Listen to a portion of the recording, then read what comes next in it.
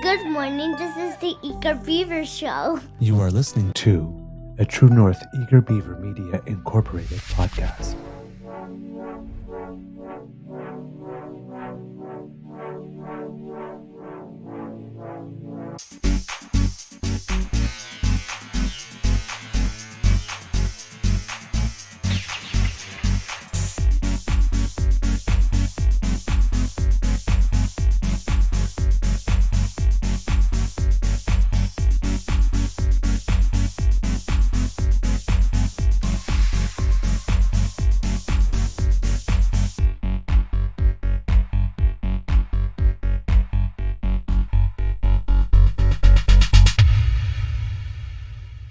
The True North Eager Beaver podcasts are proudly brought to you by our founding sponsors, the Misfit Mysteries from Corvid Moon Publishing, your source for science fiction, fantasy, and cozy mysteries featuring a broad diversity of characters, CanadianTarot.com, your uniquely Canadian online eclectic tarot community, and the Peppermaster, hot pepper sauces made from farm-fresh ingredients to thrill your taste buds and expand your mind.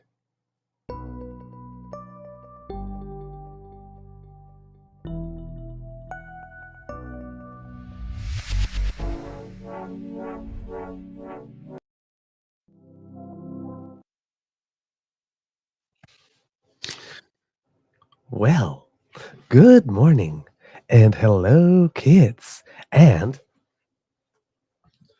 good morning, sports fans, and welcome to the Daily Beaver Morning Sports Show. Canada, Canada, Canada, Canada, Canada. Boo, boo, boo, boo. Yes, we are celebrating because today we are having a little bit of a party. Hey? Well, I think we should celebrate this like our prime minister does.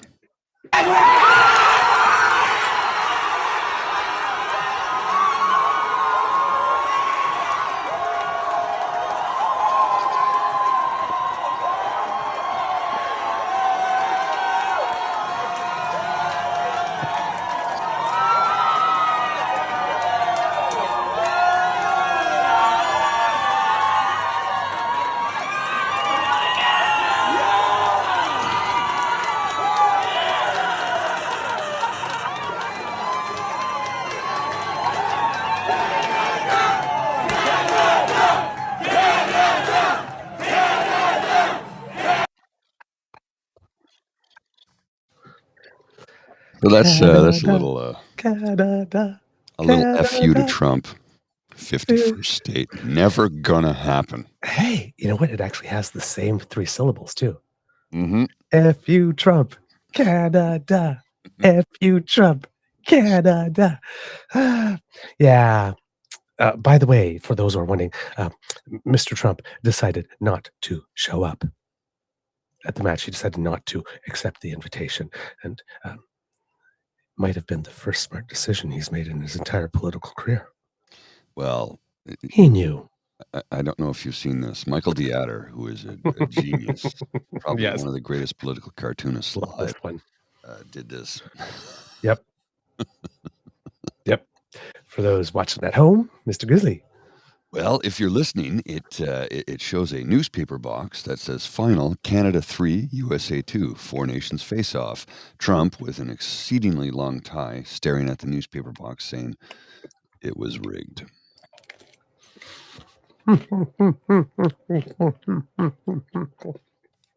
Yep. And listening to the post-matches interviews, it seems that a certain Mr. Brady Kachuk might have had the same impression. What? Really? Well, he didn't go out so much as saying it was rigged, but throughout his entire post-match interview, it was like, we deserved a better result. If you deserved a better result, you would have won. Bro, your mom is from Winnipeg. Your mom is Canadian. I don't know if hockey... Scoreboard. Clearly, you underestimated what you needed to do to win. Yeah. Because you didn't. And I'm not taking away from Team USA. No, it was a great match. It was a hell of a game. It was a worthy contest. It was. But the better team won. Just saying. And okay, Jordan Biddington. Yeah. That guy stood on his head Oh, and yeah. did cartwheels and backflips and dives and splays and in that overtime period. He, yeah. I mean, I could Austin Cole. understand why Brady Tkachuk would be a little bitter. I mean, they did have plenty of opportunities. Well, this comment from Linda, can't even blame the refs. There was only one penalty. Mhm. It was, I'd say, for the most part, other than a few questionable hits, it was a pretty clean game. Mhm. Yep. It was. Now, I do not know with regard to Mr. Tkachuk whether or not, because he happens to play for the Ottawa Senators, Yes. Yeah. and he was the one, in the last 2 matches against Canada who seemed to be, taking it rather personally and Yeah. taking it upon himself to be, physical. I Even wonder in what. yesterday's match, he was the first one to try to get physical right in front of our goal, and he was, like, cross-sticking someone, like, he was trying to prove you see the Canadian going, "Go ahead, get yourself a penalty." I So, gotta wonder what his mom's gonna say to him this morning. I'm gonna wonder if he's gonna get booed when he plays in Ottawa the first time, because he seemed to want to think that the solution was to get violent with Canadians. Yeah. Look, I Physically like violent. him as a hockey player. I do. I think he's a great captain, and the Ottawa Senator fans love him. Maybe a maturity issue? Well, there's possibly because he's quite young, but Mhm. it's like everything has shifted in the last few weeks. Right. Everything has shifted. We're not living in normal times. No, we're not. We're in a very different state of the world right now, and I think sports fans are suddenly going, what do I think about this guy anymore? I don't know what to think about him anymore. You know, I love him as a captain, the Ottawa Senators. I'm a Senators fan, but it's like, He seems to not like Canadians, well, and and that's kinda hard when you're playing in Ottawa. yeah, yeah. He maybe let a few things slip that are probably not good for the future of his career in Canada. Well, and the thing is, they've asked him if he'd be like they renewed his contract, and he says, I don't want to move. I want to parade a Stanley Cup down Bank Street. Like he literally says he wants to stay in Ottawa and win a Stanley Cup. So okay, cool. It might be some uneasy days when you get back, is all I'm saying, brother. There might be a few conversations. There might be.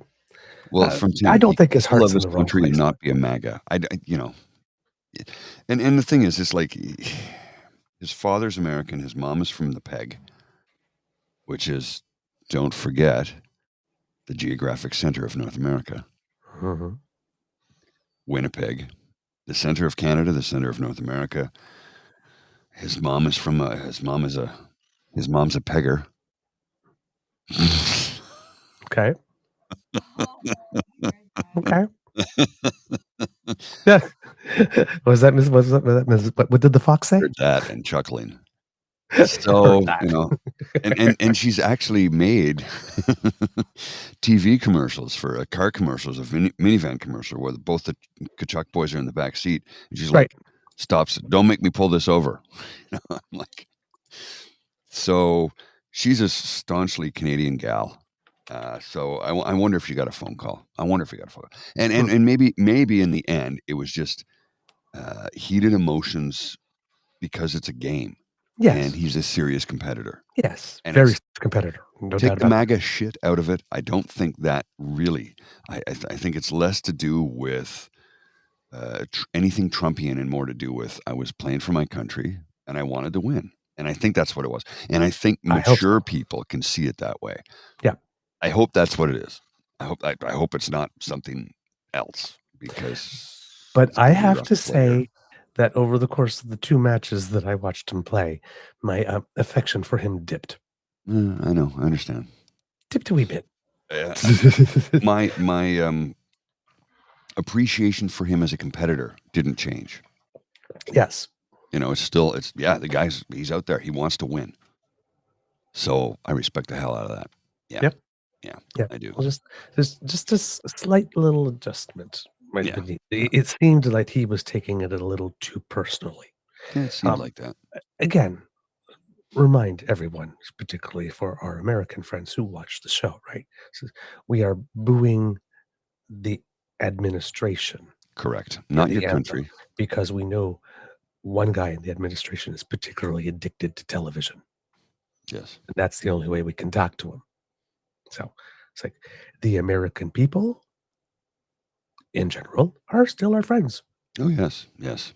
Absolutely. The Prime Minister Trudeau also. I talked about David Eby at the end of the Invictus Games, at the beginning of the Invictus Games, but the Prime Minister showed up at the end of the Invictus Games and also knocked it out of the park when he was talking about our relationship. You're still our friends. We just don't care for your administration. Yeah. And let's be honest, to our American friends, that's pretty much always been the case my entire life here in Canada. Yes. It's just never been that much. It's like we pretty much always have a problem with your administration of some kind. It's never been anything like this. This is new territory. This is new territory for everybody on Earth. Yes. But for all the other stuff, we have family, we have friends, we have work colleagues, we have whatever like this. That stuff doesn't go away. No, it does not. Right. So it's like we're still good. We're still the guy running the shop and us, we ain't good. We ain't good right now. No, we ain't loving him right now. I got to share this photo with you. I know you'll love this. Let's just. I'll blow it up. I'll make it full screen there. Sid the kid. Sid no longer the kid. Right. Sidney Crosby. It's weird to see him at this age, right? Because when he breaks out in that big smile, he's still got that boyish smile, but you can still say like he's a man now. Yeah, he's got the features on his face, right? Like this, but you still see like when he smiles, like the really young guy in there. Oh yeah. The guy who still loves the game more than anything in this world. Right. It's really cool to watch that. I like that. Yeah. So Team Canada, of course, great match for both teams. We said that before, but we have to stress it. It was a very, very worthwhile contest. And also, by the way, they mentioned it a couple of times in the show, a big shout out to Team Finland as well. Because when they were down 4-0, they could have just said, you know what, let's go golfing. Right. And they made it a contest. It was like 4-3 before we scored an extra empty netter. Crosby. So, they put up a fight. So, you could tell that there was like national pride going on, right? Mm-hmm. It was the biggest, this type of tournament outside the Olympics in a long time. Also, little footnote, but according to Sportsnet, the United States has not won a best-on-best nation hockey competition since the 1996 World Cup. Correct. Just saying. Look, since I don't know if you're familiar with gentle ribbing. I don't know if you're familiar with what MapQuest has been doing as of lately. No, what? And they're taking suggestions on what should we call the Gulf of Mexico. So people are suggesting stuff, and they're playing right along online. And they did this one I thought was pretty good. Gulf of McDavid. The Gulf of McDavid. I love it. Of course, Kits and Cubs, if you did not yet know, the goal heard round the world that followed the boo heard round the world a couple of days ago came from none other than Connor McDavid. One of the greatest hockey players on earth. Right. Now, there was a lot of wondering yesterday whether or not that would come from Sidney Crosby again, because he tends to have a habit of scoring that goal. Yes. Yeah. So it's a little bit of a handing over of the torch in a way. Oh yeah. Right. Oh yes. But it's nice to see there's all these beautiful narratives within this context that have popped up. But kudos to Nathan McKinnon, who was the person who opened the scoring for Team Canada during this one in the first Canadian kid from Nova Scotia. Yeah, and I think he was like one of the two top scorers, of the event, right? I mean, he was having a good event. And then Brady Tkachuk, of course, scored the first goal for the United States. So, I mean, like I said, fierce competitor, right? He's on the scoreboard, and I think he probably did really well too throughout the entire tournament. I think, if I'm not mistaken, for the United States. Then Sanderson came in for the U.S. Trocheck got a penalty, but it did not lead to a power play goal. And then Bennett. Yes, baby. Okay. And he made my heart go pitter-patter a little bit. That is a good-looking man. Bennington or Bennett? Bennett. Oh, Bennett. Who's? Oh, that is a very, very, very I'm not sure handsome who man. that is. Number Sorry, 6. I'm not even sure who he is. Oh, yeah. No, Sam Bennett, his first name is. The camera loves him, Sam I Bennett. will just say. Wow. He's got the sort of like golden beard and really, really blue eyes. And just he's a looker. He Oh won yeah, the he plays genetic for the lottery. Panthers. Yeah, he plays for the Yeah. Florida Panthers. Like, Oh, and look at that! Look at that! What a good-looking kid right there! I'll tell you what. We yeah. share a And he's got similar yes, hairstyle. yes, and he's able to do that death stare, that sports death stare. I'm gonna get you type thing. Yeah, to say the least. But yes, throwing in some personal commentary. Very easy on the eyes. So thank you for scoring so that you could get a couple of close-ups. That made my night. I watch sports for the important stuff too, Yeah. and and then of course Connor McDavid, 8 minutes into overtime, after, as we said, Binnington standing on his head several times, making some absolutely spectacular saves. Listen, if you were a sports fan in Canada, you were spoiled rotten because not only did you have that going on, but if you're a curler like me, you had the last pool play match at the Scotties, and in Pool B last night when this started, we could have ended up with a 6-way tie for first. Oh wow. 6 teams with a 5-3 record could have been out of the pool play. Now it ends up that the three top teams did win, and no tie breaks are needed and anything. But there was a possibility last night, so everybody is like, if you were not watching hockey, you were watching curling, and if you're like me, I had an old cell phone that no longer is a cell phone. I can't make calls from, but if I'm at home, I can put it on, connect it to the internet, and at least watch some stuff and work on it. So I had one phone set with the hockey match, and I had one phone with Really? with the curling match side by side, just watching them and taking notes for the show. I was set up like a pro. I'll tell you that. I'm trying to get a big picture of Sam Bennett, but I'm having trouble. There's pictures of Sam Bennett here throughout his life, and as you can see, so this is who he is right here. Nice haircut. I like his haircut. This Lovely is him a little bit younger. He's been in the NHL since 2014, so he's been there. As you can see here, very young right there. Right. Very young. And it was, yeah. And for him, it was his first goal. Oh, wow. Of the entire tournament. Came at a really good time. Yeah, Thank you for showing up to equalize the thing. Yeah. Yeah. So, great tournament overall. It seems that the players had been asking for a concept like this forever, and they finally got it. And listen, they got a lot of people watching. The political subtext or context in which it was all swimming in definitely added to the enjoyment / tension / interest / coverage. There's probably a lot of people that don't normally watch hockey who did tune in last night. They got treated to a really great match. Oh, yeah. Hopefully they'll tune in again. Well, this Right? is the So it was good for the sport. headline from the Star. I'm going to put this on the screen. Canada versus U.S. in Four Nations final. Canada wins 3-2 in overtime with a beauty from McDavid. Big nights for Marner and Matthews. And of course, they mentioned Marner and Matthews because they're Toronto Leaf players. So, Right. Oh, it was a beauty. Oh, what a great match. The petty in me is now saying, how long until Donald Trump cancels funding to the U.S. men's hockey program? Oh, yeah.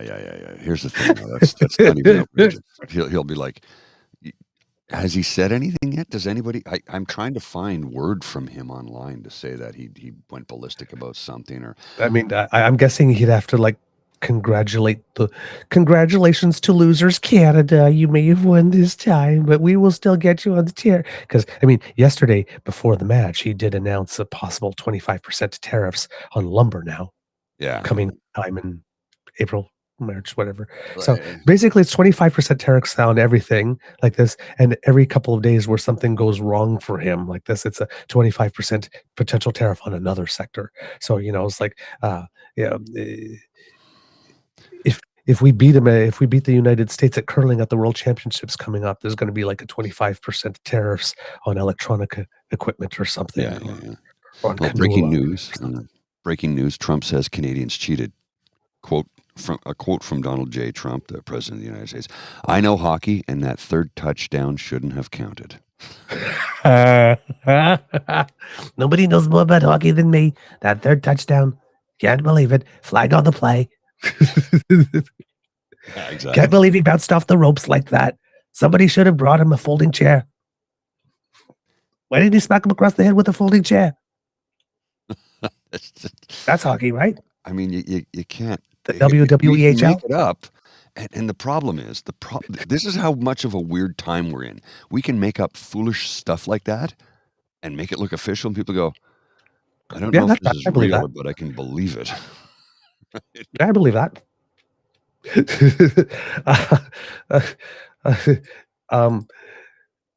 There's some interesting things that came out, Mr. Grizzly.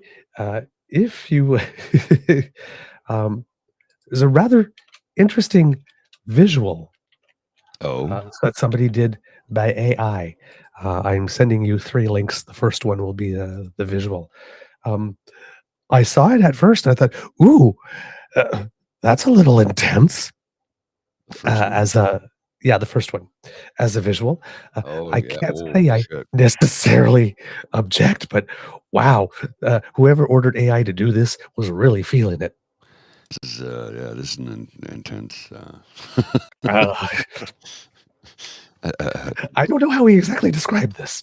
So it's a Canadian hockey player dressed in a Team Canada sweater, wearing the captain's C. Behind what looks like it, World War I trench warfare, Canadian flag flying in the background. Over his left shoulder, over his right shoulder is an eagle. And on the plate in front of him is an eagle that has been roasted like a turkey, and he's eating it. And the look on his face as he's eating it. Yeah, he's pissed. You're going down into my belly. Here's another good one. I like this one. You'll love this one. It's although it's a strange AI because they got the beak wrong, but I'll take it. It's the glorious Canadian cobra chicken with a Canadian flag on its back, standing atop an American eagle who was lying up on the American flag. The problem is, if you look at the beak on the Canadian cobra chicken, it's a hooked beak, and Canada geese don't have hooked beaks. The AI we got to teach the AI about the cobra chicken because they don't have beaks like that. But it's still good. I appreciate it. Oh God. Cobra chicken, eagle, rat. Yeah. Cobra chicken covers rat. Cobra chicken covers eagle. Cobra chicken means business, man. I'll tell you. I'm gonna send you another one here, and these are some of the most sort of fun post reactions that I saw from Canadians. There's a couple in there. One of them inspired the title of the show today, as you will see. But there's lots of fun clips. So I got a couple of giggles from these last night. Mr. Grizzly, if you will happen to. Just give me a second here. I'm just queuing up a few things in the background at the same time. Let's see. Here we go. All right. I'm just loading that asset up that you just sent me. Okay, here we go. The first one is from Thomas Junot, who you will often recognize because he often talks about national security matters. My condolences to Premier Trump of the losing province of the USA. This one I saw yesterday, and I couldn't stop quoting it. This might be the biggest Canada-Russia game since 1972. That one, I laughed so hard. And everybody I was saying, I go, this is what I read. I couldn't remember who wrote it, right? And they're like, oh my God, there's so many levels to that one. I'm like, yeah, there really is. There really is so many levels to that one. Dwayne Brett, did the U.S. just become the 11th province of Canada? Someone should ask Premier Trump. George That was part of the deal, right? Yeah. We won, they became the 11th province. That was the deal, right? I mean, let's pull a Trump. I would love to see Justin Trudeau go, so when are you coming over? So that was the deal. When we had that meeting with Trump, Trump told me that if we won, we would, like this. Trump, I never said that. Oh, no, we will just say it. We just say you did and let us take care of the rest. Right, Donald? You keep calling me the governor of the 51st state, so you're now the premier of the 11th province. There's a reason why geographically we're on top. Canada is always America's top. Now you need to understand what that means. I'm not gonna get into it. Those of you who are fabulous know what it means. You know exactly what it means. from George Stroumboulopoulos, the Strombo, never has a win felt this good. And from Gator Gum, someone I follow on the Twitter, we've had a lot of interaction over the last few years. Breaking, McDavid scores in overtime. Like the 72 Summit Series, Canada has defeated the Russians on their own soil. Always the Tariq Haddad. Peace by chocolate. Always the first, never the 51st. Congratulations to the greatest country on earth. Classy. I mean, classy, and yet, congratulations, Tarek. Because if you ever wondered if you were indeed a Canadian, you just removed over doubt because you did smug just like a Canadian and passive aggressive. Way to go, buddy. Passive aggressive smugness.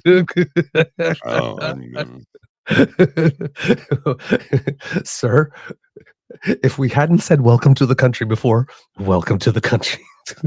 Well, and here's this. I got to show you this. There should be levels of citizenship, right? It's like once you reach the smug passive aggressive thing, it's like you're so Canadian, it's crazy. This is a good one, okay? This is a really good one. I'm gonna pull this one up, and hang on till I cue it. Let me just show you this tweet because this one is so good. From the Prime Minister, what she said, and then we'll play what she said. In my life, I've never seen anything like it. It was absolutely atrocious, but you know what? The Americans had our flag on their floor in the dressing room. Whoa! God, I love that moment. Dr. Haley Wickenheiser. Yes. Yeah. Because he wasn't enough of an overachiever. Right? That's like Andre Tardif. Duvernay Tardif. Yeah. It's like get a medical degree and win a Super Bowl somewhere along the way. Sure. Yeah. Oh, God. Listen. I know it's just a game.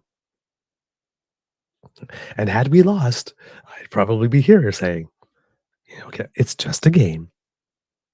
And I tried to go in it with a very healthy attitude. I was just kind of, Americans, we're gonna get you, suckers. It's like, okay, it's gonna be a good match. Let's have some fun. Are we having fun yet?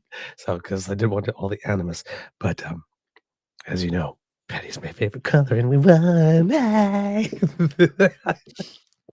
So I'm not going to show you there's one response to the PM, what she said with Haley Wickenheiser, Hick Chick Wick, Dr. Haley Wickenheiser. The first response, I'll show you the response. I'm not going to show you the responses to her. Okay. Her comment. This is choose to do what you do. But this first response is interesting, and you can imagine the litany of responses to her. She says, "You are so petty and classless, even in victory. Nothing but an arrogant PM that divides people to rule over the spoils." Yep. And I'm not going to show you the responses to her, but let's just say, I'm just here for the ratio. Ooh. Oh, evisceration? Wow. Yeah. Okay. Yep. Look, here's the thing. I would be like, yeah, fuck yeah. I'm petty and classless today. Deal with it. Cope. You wanna call out a Canadian BC. in a victory like that. The victory had more. Look, you know what? This victory is similar to the 1980 Team USA, the Miracle on Ice, beating the Russians. It has that same significance. Afghanistan had just invaded, or been invaded by the Russians. The U.S. was in terrible dire straits. They just elected and a new president had just been. Reagan didn't take office until 81, correct? Yes, he was elected in 80, took office in January 81. Correct. Yeah, I was confused. So there was the Iraqi, Iran hostage thing. Thank you. The Iran hostage thing. There's a lot going on. The Americans were taking it on the chin, and we all felt bad for them because it was like, and they beat Team Russia, which at the time was unquestionably the best hockey team on planet Earth. I mean, They had Tretiak, they had everybody. It was an amazing team. Right. And they lost to a bunch of 18, 19-year-old college kids, mostly from Minnesota, in what's been dubbed the Miracle on Ice, because, I mean, realistically, they never should have won that game. And I remember sitting down in front of the TV when I was living in Gander, Newfoundland. I turned it on, and the Olympics, Team USA and Russia, well, this is going to suck. They're going to get blown out. It'll be like 9-0 after the first period. And I watched the first period and went, okay, that was interesting. I watched the game they won. And I was just as excited at that victory as I was last night. And that's the truth, because it was a hell of a victory. It was like David and Goliath, and David won. Last night was David and Goliath. And once again, David won. David always wins against Goliath, which I thought was ironic when recently I read a couple of American Congress people saying, "Oh, Canada, you have no idea. You're about to face Goliath." Goliath. It's like, did you read that story to the end? You don't know how that story goes, do you? You've seen those statements, right? I've seen them. It's like, did you? And of course, like, probably you click on the profiles like Christian, God-fearing. It's like, yeah. It's like, you didn't read that story to the end. You did. You've never read it. You've never read it. You've never read it. Because clearly, if you did, you would know that the victor was David. The little guy beat the giant. You know. Oh my God. Okay. I don't really want to move on to other things, but I don't really have any much more to say. But I love this happy vibe and good feelings. Well, I got to show you this one. This is cute. You'll love this. This is from Gator Gum. We follow on Twitter. Dear haters, suck it. Sorry, Canada. And it's just a screen cap of the PM cheering, right? Captain Canada last night. Look, folks, you can hate the PM. I don't care if you love or hate the guy. I really don't. It doesn't mean shit to me. I don't know him. I have met him. He's really dreamy. Not going to lie. He's a good-looking man. Whether you love, hate, respect, disrespect, I don't care. Last night, every Canadian in this country was on equal ground. We all were united to beat the USA. PNC Bio, you are correct. It's hard not to argue that we are the Goliath in the hockey world in the sense that we are the giants. But when I say David and Goliath, I'm referring to the fact that we're the smaller nation when it comes to population. Yes. When the David and Goliath quotes were particularly having to do with the trade stuff and not the hockey stuff when they were coming from the Americans. But yes, technically, in hockey, we are the Goliath. The problem is that when it comes to the United States, the David didn't want to seem to recognize that. No. Right. But on overall international relations, yes, we are David. So it's like, let's take our joy in this hockey victory where we can, right? Because on other scales, other metrics, the win won't come as quickly. Indeed. For us, it will require us to use some hockey metaphors to get some elbows up and be the first to come away from the boards with the puck Well, when the battle's in the corner. when I sat down, I went to the pump to watch the game, and when I sat down, lucky you. when I sat down with my friend Al, I got there at 7:00, right? They actually had reserved a spot for me at the bar, but I saw Al had a table and I sat with him and they were like, yeah, okay. I'm like, yeah. Anybody wants to sit there, go ahead. So I sat down with Al and he said, look, I'm a little nervous tonight. I go, yeah. I said, look, if we win, we're going to celebrate like demons. And if we lose, we will take it admirably and say, hey, it's just a hockey game. But if we win, are we going to be smug? He chuckled. He goes, you know what? You're right. I go, if we lose, to the victor go the spoils. You beat us fair and square. Hey, great game. Thanks for coming out. We will be magnanimous because, let's face it, we are always the best when it comes to that. We are the superior.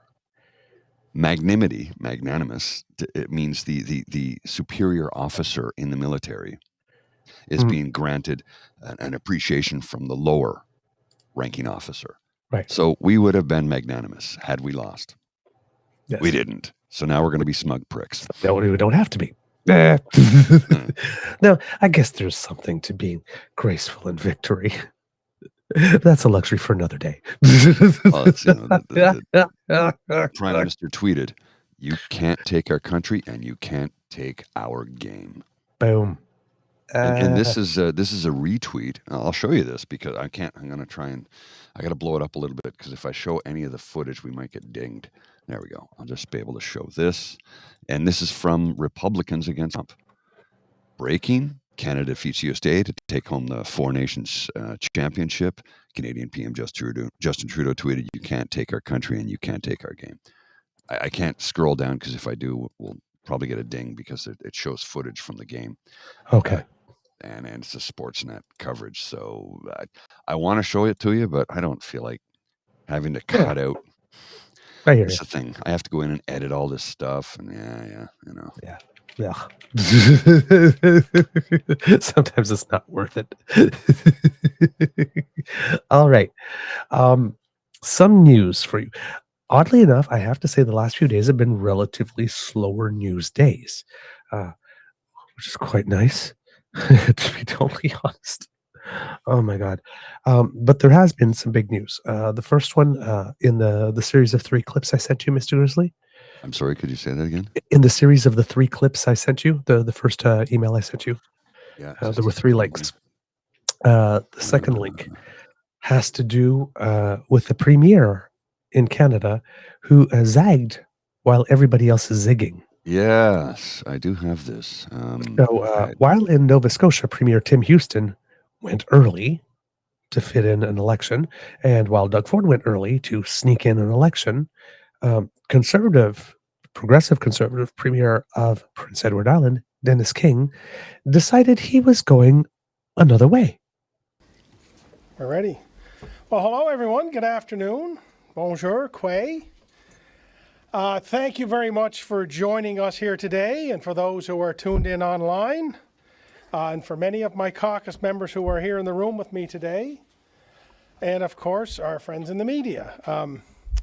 I suppose it's a little bit fitting that we gather here today in this room, for a room that where I've spent so much time over the past almost 6 years, often during some very trying and uncertain times. COVID-19, potato wart, threat of violence on our schools, and during some of the most destructive hurricanes to ever hit our province's shores.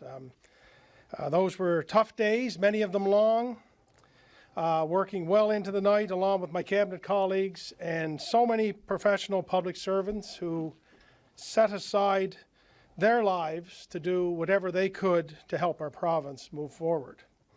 But there have been very many positive moments here too, moments to share new programs and new government services, updates on transformative change that our government led, or moments where we've been able to share that we were turning the corner as a province and that the light at the end of the tunnel was bright and that better days were ahead. while it's easier to remember the challenges, I suppose, I stand here today knowing and feeling that there have been more positives than negative over the last 6 years. Through all of those moments, whatever the situation, as your Premier, I've tried to be honest, upfront, and sincere, and I've tried my very best to connect directly and genuinely with Islanders and not just talk to you.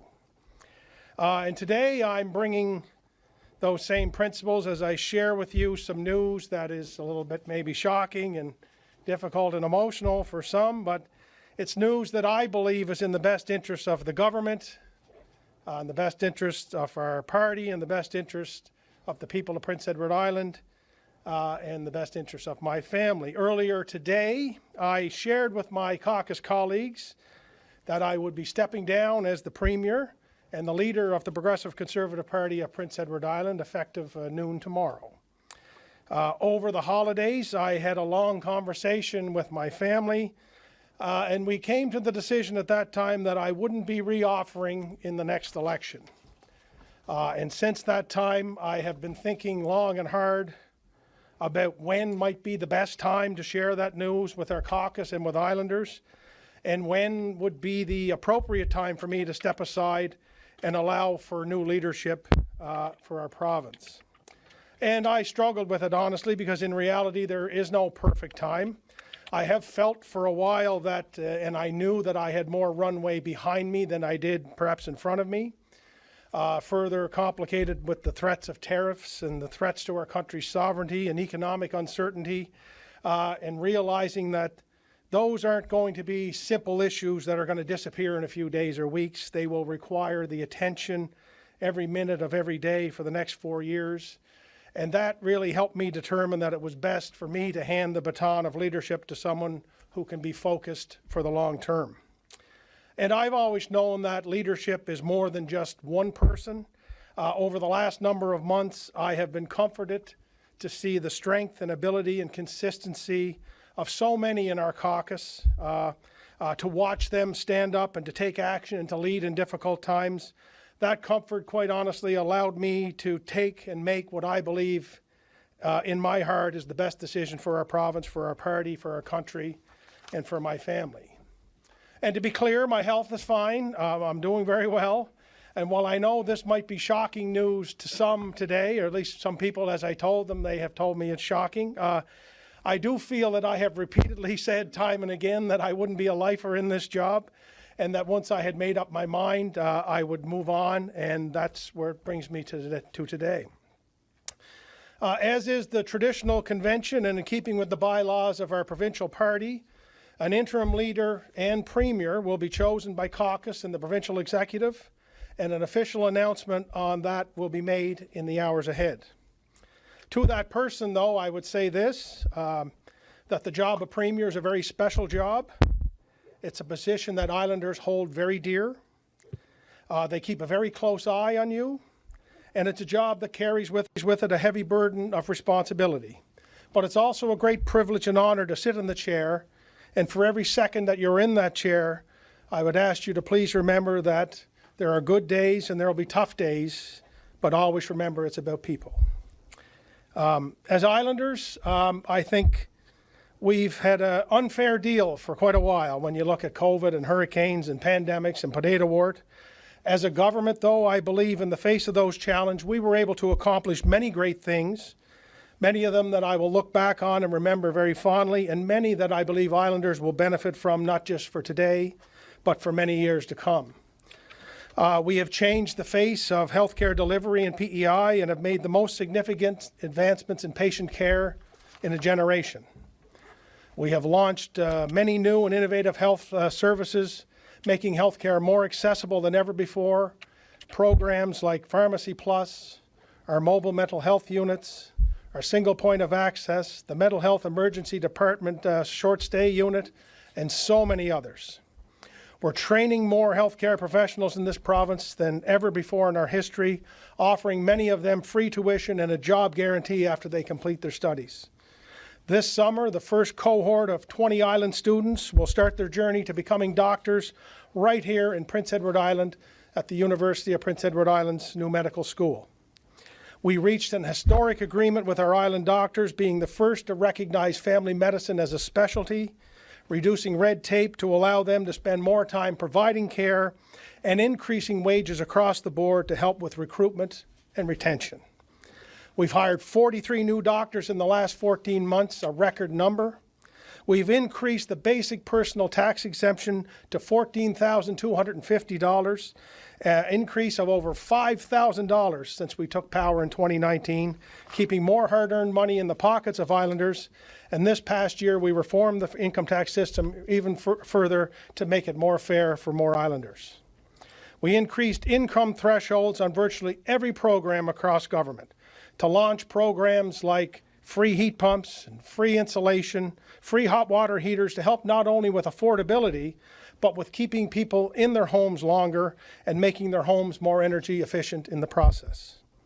We launched an island-wide pay-what-you-can hot lunch program that provides healthy meals to our students so they can learn and develop without being hungry, and to help families with affordability. We increased Toonie Transit from tip to tip in this province. We've increased social assistance rates more than any government before us, helping the most vulnerable meet their basic needs and live a productive life in our province. We hosted the nation in 2023 as the host of the Canada Games, and still to this day are known as the best host in the history of the Canada Games. We've grown the economy and the workforce, having more businesses operating today and more than 90,000 workers in the workforce, generating more economic activity to help fund essential services such as healthcare, education, and social programs. We've hired more frontline staff in the education system than ever before, adding hundreds since 2019, allowing our students to get the best start in life. We're building new schools, new hospitals, more homes than ever before, and we're catching up on the essential infrastructure we need to keep pace with our growing population. And that's just a partial list. And one of the things that I'm most proud of is that we changed our politics in this province. I came into this job in 2019 and said that I was going to do it differently, that I didn't care about the color of politics, I didn't care about the partisanship of politics, I only cared about the people who called this province home. Politics in Prince Edward Island is vastly different today than it was in 2019, and I stand here proudly to say that politics in PEI is the hallmark of goodness and decency in the Canadian landscape, and a beacon of hope and kindness in a world that needs it now more than ever before. And I know that the political world always changes, but it remains my great hope and wish that what we started here in 2019 can and will continue for many years to come, because the world needs it and Islanders really respond positively to it. And just before I take questions from our friends in the media for the final time, I do want to take the opportunity to thank so many people who played an important role in the last 6 years. And this is where the speech will get difficult for me, but first of all, to my family, this position is very hard and challenging for families. Too many times, my wife and kids have lost almost every face-off to the demands of this job. To my wife, Jana, nobody has given more to this than you. You have seen the best and the worst of me, but you were always there to pick me up and to cheer for me. You gave up parts of you so that I could do this job. You bit your tongue more times than one person should ever have to. You picked up the duties that I couldn't do so that our kids wouldn't miss out on being kids. You are quite simply the best person I've ever known, and I promise I will spend the rest of my life trying to make up for all that you've given up and all the time I've taken from you and from us. And I love you very, very much.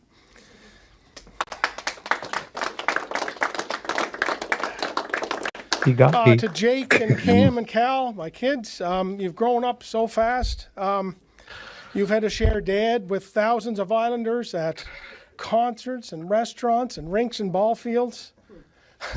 But you always did so with a smile and a level of patience and understanding wise beyond your years. I just love you all so much, and your mom and I are so proud of the wonderful, kind humans you are. To my cabinet and caucus colleagues, past and present, thank you so much for your service, all of you. Thank you for your dedication to making our province a better place to live, work, and to raise a family. I'm proud of what we have accomplished over the last 6 years, and I know that you will continue to serve Islanders and provide leadership to our province and our country in the days and months and years ahead. And I promise you that nobody will cheer harder for you than I will. To the dedicated staff who worked every day and were integral to helping our team find success, I can't say thank you enough. For those of you who have never done it, you can never understand, but a job in the Premier's office isn't a regular job. It isn't 8 to 5. It's countless hours over and over and over. It's evenings, it's weekends, it's holidays, it's storm days, it's summer vacation days. It's literally 24/7, 365 days a year. And I have been blessed with just incredible, selfless, dedicated members of staff who haven't just become friends, they have become family.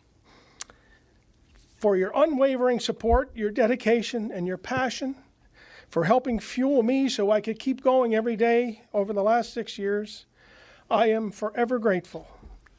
Each of you, you know who you are, many of you are in the room today, will forever hold a special place in my heart, in the heart of my wife and my family, in the hearts of our extended families from Summerside and Georgetown and all points in between. To the residents of District 15, who I've had the pleasure of representing over the past 6 years as your MLA, I say thank you for placing your confidence in me twice to be your voice in the provincial legislature. It has been a privilege and an honor of a lifetime, and I thank you so much for the opportunity. And last, but certainly not least, to Islanders, one and all, I have had the great honor and pleasure to have been Premier during what I believe has been a very consequential time in our province's history. Because of what we have gone through together, I have been given the gift of being very close and connected with so many of you. It has been hard, it has been emotional, it has been difficult, it has been challenging, but it has been the gift of a lifetime. Thank you for your confidence, thank you for your trust, and thank you for your unfailing support. Twice I was fortunate enough to garner your support in an election. And I tried hard every day to make sure you knew it was something I never took for granted. What got me out of bed each morning was knowing that you, the proud people of Prince Edward Island, put that trust in me for a reason. And I knew the only repayment for that privilege was to put my heart and soul into it every single day. You gave me your trust, and I gave you my very best. So thank you, PEI. It has been the privilege of a lifetime serving as your 33rd Premier. I thank you for everything. And with that, I'll...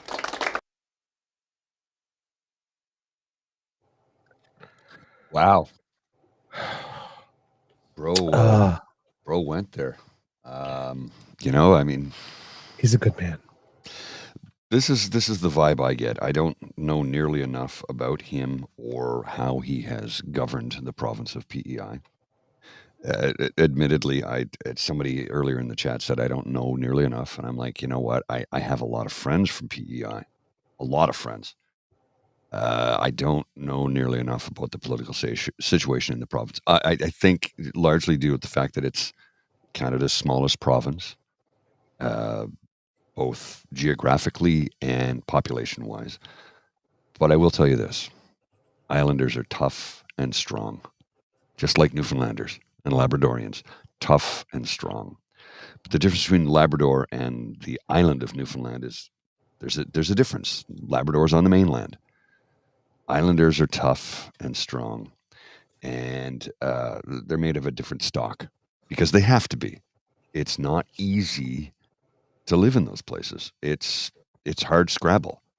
I know. I've lived in Newfoundland. And some of the greatest people and most friendliest people I've ever met in my life are from Newfoundland and PEI. And anybody who has ever been there would damn well know that. Yep. Not taking away anything from anybody else in the Maritimes. Right. There's just a different thing with Islanders. There's just Right. a different thing. It's different. That's all. Yep. That's all I'm going to say. I don't want to offend or upset anybody, but it's just different, you know. And that was probably the greatest resignation speech I've heard in a very long time. Yeah. Really brings home the cost. Oh yeah. This, right? Yes. Now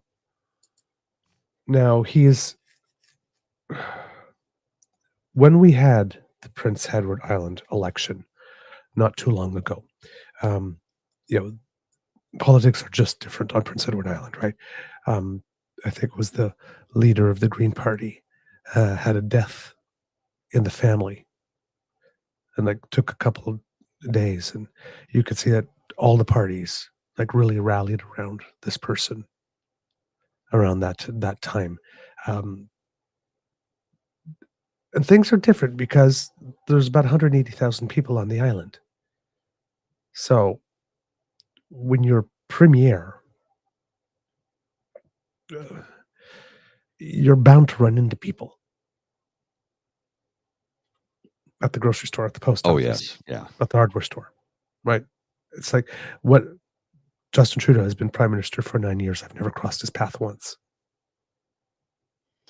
I luckily that have. probably would not happen if I lived in Charlottetown with the premier. Probably crossed his path a couple times in a month. Oh, no doubt. Right? So it's different. The CBC article here says, with a population of about 180,000, Prince Edward Island has an intimate political culture. That means politicians are expected to answer questions about their actions on that kind of tough issue when they meet voters in the grocery store, in church, at weddings, and at funerals. But all in all, King said there have been more positive than negatives over the last 6 years. He is respected, even among his peers from other parties. 33rd premier. He had previously been a political commentator and director of communications in the former Premier Pat Binns' office, while holding down a sideline as a storyteller, actually. So again, where people come from and enter politics often give you an indication too. Right? You would hope that a storyteller would be a good person. One would think, yeah. Right? He won the leadership in February 2019. The PCs later earned a minority government and a provincial election in April that year, before a by-election gave them a slim majority. Islanders gave King government a second term, this time with a majority in a provincial vote in 2023. When you look at his personal popularity, it's pretty good. King is stepping down at a time when his popularity is still relatively high in comparison to most other Canadian premiers. The most recent narrative research data last November suggested that King was Islanders' preferred choice for premier at 40% of those polled. So, still, after that number of years, enjoying relatively high popularity. How would I put it? He says, if you help 75% of the people, it's an amazing feat. But there's 25% that don't get helped. And in PEI, you know who they are. Mm-hmm. They're probably your neighbor. They're probably your friend. And that brings in with it a tremendous toll of responsibility and burden. There were days that, like many Islanders, I found it hard to get out of bed because I was tired and stressed and going through many mental health challenges. And then my family went through all of that. And it takes its toll. So, not only did he seem to have a good relationship with the people and have a good relationship with his colleagues, but people were surprised. Nobody saw this coming. Nobody saw it coming. Even the opposition MLAs said so. Another story by CBC here says, some MLAs from the PEI Liberal and Green parties wish Premier Dennis King well as he walks away from political office, but they say the timing of the announcement has them concerned. The resignation came just days before the spring legislative sitting was due to begin, with the threat of American tariffs looming and ready to ram the island's resource-based economy. Quote, Islanders expected King to bring forward a budget with a clear plan to address the serious economic threat that Islanders may face, interim Liberal leader Hal Perry told CBC News, referring to the possibility of American tariffs. So, yeah, you got that. That is true, but again, Islanders are resourceful, scrappy, and they'll figure that out. That's not a problem. It's not ideal, but it's not a problem. I think in many ways, Islanders fit the description of Canadians in the sense that do not mistake our kindness and compassion for weakness. Yeah. You do so at your own peril. Yeah. Yeah. Green MLA Matt McFarland said he was surprised by the announcement coming at a precarious time for the island, citing local issues like healthcare and housing, as well as U.S. President Donald Trump's tariff threat. So, yes, you have this, but as well, right? It's a shocking day, and I wish him the best. It couldn't have been an easy decision, said Liberal MLA Gord McNeely. I just want to wish him the best in his future endeavors. Someone else said, the decision to enter politics and the decision to exit politics is a deeply personal one. I wish the Premier well in his future endeavors, and whatever might be next for him and his family, I wish them all the best. And then even McFarland, who was a bit concerned about the timing, said a little earlier than I would have expected, but the Premier has his reasons for making the decision that he's making, and I wish him well. Right? So,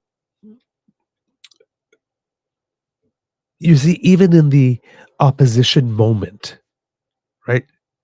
Like in Ontario, this would have really been, oh my God, I can't believe he left us in a moment like this. And this is like, well, it's a little concerning. We thought he would be there for this part, but it is a personal decision. We wish him well. So, a little temperance, right? Just a little temperance. Yeah, temperance. Yeah. Also, I think Angus Reid fairly often does the Premier's performance evaluations. And based on that, funny. I was looking for it. Angus Reid doesn't actually poll for Dennis King. Of course. I've got the results for 9 premiers, but the premiers of the territories in Prince Edward Island are not there. So I was going to say, compared to Ford and Legault, who in December, 34 and 36%, he was at something percent, but there's no data for him. Thank you, Angus Reid.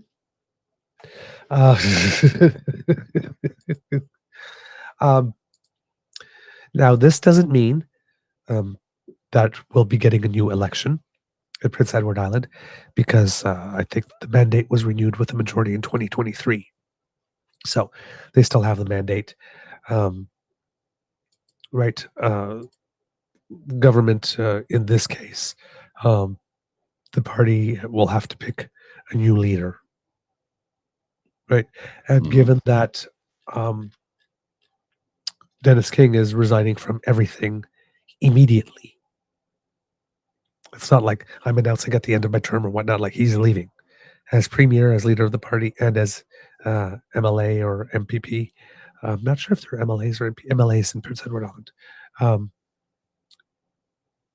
That he's not staying anymore. He's exiting all the way. So Rob Lance is the MLA who will take over those jobs. He's a past leader who has most recently been acting as the King government's education and early years. Pardon me. You all right there? Yep, sorry. I just had a bit of a frog in my throat there.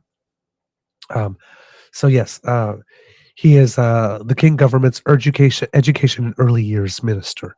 So he'll be taking over as Premier for now until they have a leadership race and party leader. But yes, there will not be another election immediately as a result of this. So we're getting a lot of interesting throughout Canada civics opportunities to learn stuff, right, with what's going on. I mean, we have a rather unique situation at the federal Liberal level where the leader of the party is stepping down eventually once you pick a new leader, but this new leader potentially may not even have a seat in Parliament yet. Mm. So it's a bit of a unique situation. It might be a once in a lifetime thing for us, but of course our system allows and plans for it. In Prince Edward Island, you have a premier that's just leaving early, but they already have a majority government.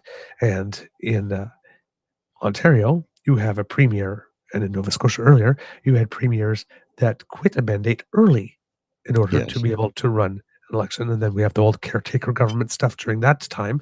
And here at the federal level, prorogation versus caretaker government. And what do they really mean? So we've had a lot of opportunities for civics. And I'm not sure where that court case went to, because I know Democracy Watch. I that think it's court supposed case, to be heard sometime this week, I'm it told. was heard. I was told it was heard on the 13th or 14th, and that a Okay. decision would be coming around the end of the month or early Right. March. But I mean, if the vote is on the 9th, then the Parliament's supposed to come back on the 27th, and then they come back with a decision. The court says, yes, Parliament absolutely must go back, which I don't see how a court would actually rule that in this case. Well, and when I first heard this lawyer bringing this case forward, I thought, well, what's this all about? And then I discovered that this individual, in hindsight, says, I wish I had done this the 4 times that Stephen Harper prorogued Parliament. Yes. So I'm like, oh, okay. So you don't hate. It's not a liberal. It's not a political party or a leader thing. It's a group called Democracy Watch that I know wins some things, but every now and then there's some specious aspects to them. Let's just say that. Yeah. Every now and then. Yeah. Not saying that they don't do good work. They've won several cases. Yes. But they're doing another thing too, trying to bring up the SNC thing all over again. Yes, yeah, I saw that. They're trying to reopen that, right? So that one seems a little more specious to me on that one, because if you have the actual Attorney General at the time saying under oath there was no crime, and if you actually pass a law that says that you can use deferred prosecution agreements, then at some point, if there comes an opportunity to use one, you got to talk about one at some time, which would involve talking to the either Minister of Justice or Attorney General, whichever hat they have at that given time for this particular conversation. But there has to be a way to talk to them, and talking to someone isn't pressuring.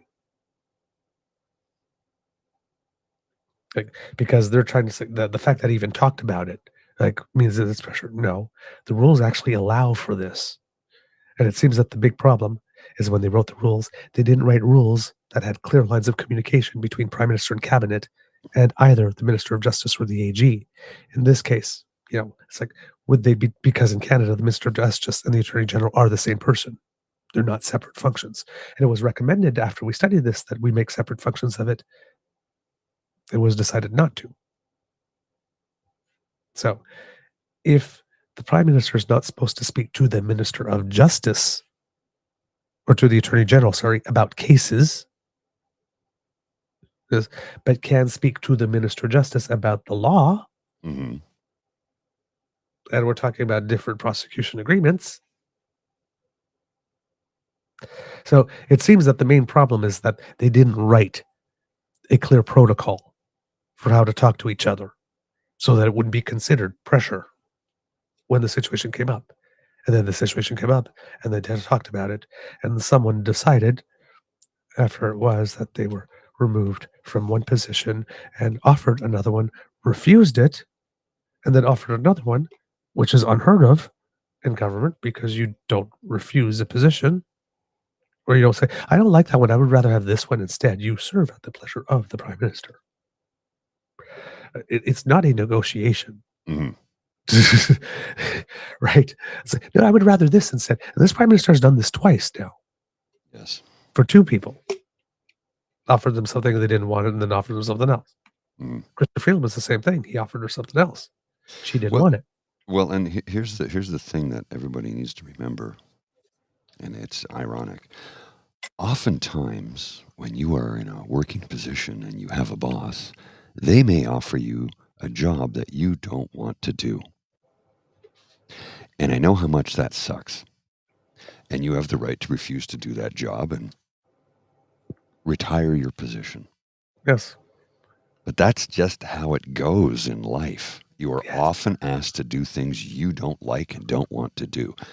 When you reach a certain time in your life, like myself, where my body is broken and I keep getting job offers to do what I used to do, I have to kindly turn them down because I cannot physically do them anymore. Right. It's not that I'm not willing to do the work. It's that if I do it, it's going to kill me. Right. It's not that you have a lack of work ethic. I mean, that's 20, 30 years of 60, 70, sometimes 80-hour weeks is not a big deal to me. I'm at a point in my life where 37 and a half is more than I want to work. If I could have a 4-day work week and a 3-day weekend Mm-hmm. and earn the money I used to earn, I would be gloriously happy. Mm-hmm. It's not going to happen for somebody my age and as broken as I am. I don't know what I'm going to do when my EI runs out. I don't. I'm applying for jobs left, right, and center, and nobody's responding to me. Yep. And this is the worst time to be applying for anything because people are holding back their money because of a threat of tariffs. Everybody is scared shitless right now. So I don't know what I'm going to do in a few weeks, when the EI just says, sorry, you're out. Yep. And that's the message to everybody, by the way. If you happen to be looking for work, it's not you. No. Don't take this as a hit to your self-esteem right now. Right now, it's not you. The entire game is set against you right now. It is. And nobody is spending money on anything. So I don't know what I'm going to do in a few months. I don't know when my EI runs out. I only started it at the end of, I guess, early December. So, and even then, when my first couple of checks were like a quarter of what I was supposed to receive because they thought I was still getting, I have to call them and say, listen, guys, I know you thought I was getting a severance package. Here's the thing. They gave me one check in August and I've seen nothing from them since. So if they told you they were still paying me, you go after them. I will show you my bank account. Here's the deposit. This is the one. You can go after my former employee and make them pay me what I am owed, or you can pay me what I'm owed. But either way, I got one check and that was it. Any other money I received after that was me cashing in RRSPs and deferred profit sharing program stocks so that I can keep my head above water. Right. So good paying jobs are hard to find. A job that I can functionally do is hard to find. Yeah. I mean, I am technically, I guess you could say, self-employed in the respect that I do own a corp. I own my own corporation and I'm a partner in this corporation. But the money that we generate through True North Eager Beaver Media, I can't survive on that. No, I can't. It won't even supplement. We're still too small. Yeah. So what do I do? When I fill out my cards, as they used to call them, for employment insurance, they're like, "Have you worked?" I'm like, no. Do you want to call me sitting here? Sure, I guess technically you could just find this as work, but there's no generational income, and it's 2 hours in the morning. Right? So, I mean, look, man, there's no money in this. And I can do this. I'm good at this. I just need a way to generate enough income that I can survive. Yeah. We can make it. We're well supported enough to recover costs. But that's it. Now, but yeah, we're nuts. And I'm not whining. I'm just, this is a labor of love. It's a labor of love. It's a simple statement of fact. This is what I know I can do and do well. How to generate money out of it is the thing. And I do know PNC Bio says Ontario works. I understand that, but that won't cover my rent. Yeah. It's not enough to cover my rent. It's $735. Yeah. That won't even cover my rent. So I don't know what I can do in the future. Everything is perilous right now. Yep. Everything is perilous. Look, I just started another promo. You don't even know this. I started another promo to try and gain more subscribers and viewers.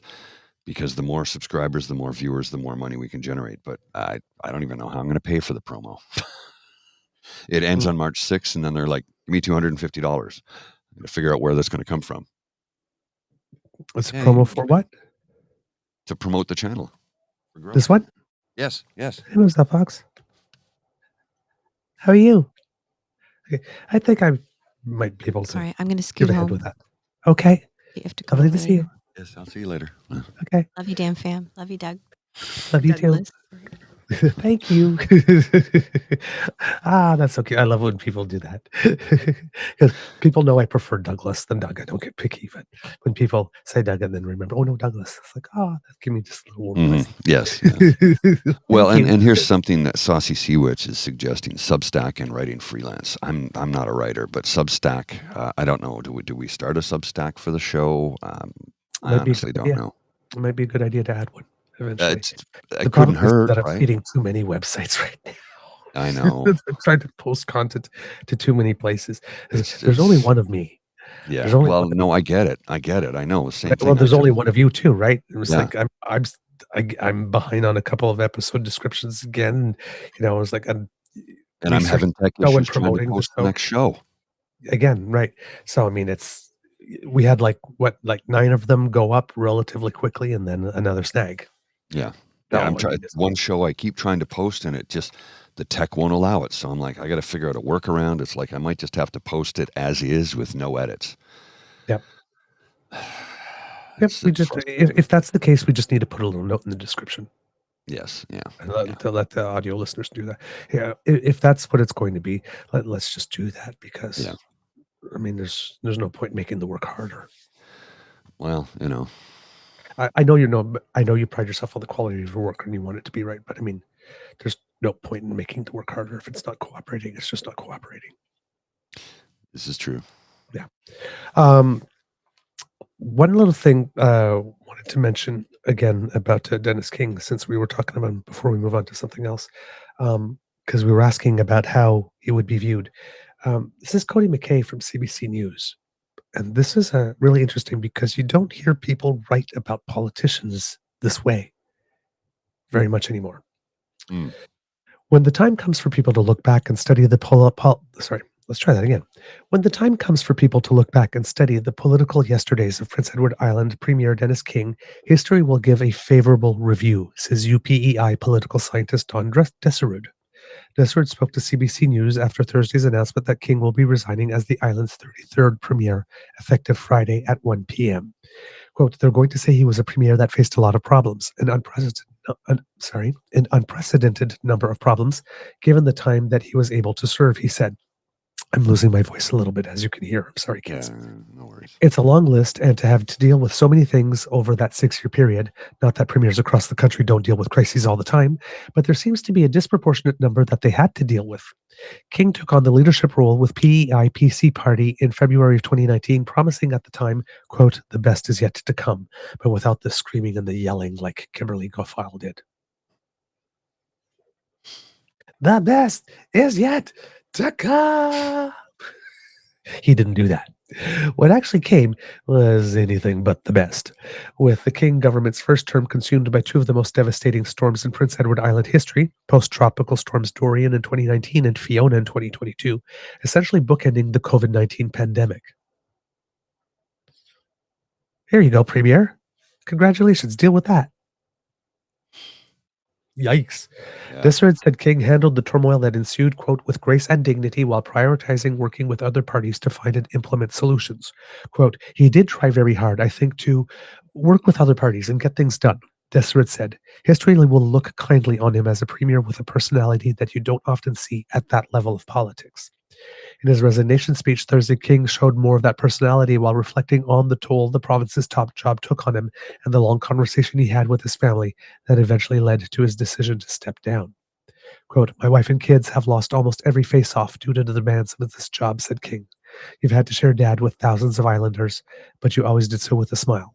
King also spoke bluntly in a speech about the challenge of being the Premier of Prince Edward Island, not only in dealing with large-scale problems, but in trying to fix the local issues that have reached a boiling point in recent years. Quote, that was a really interesting and very frank and very honest speech, Desserud said.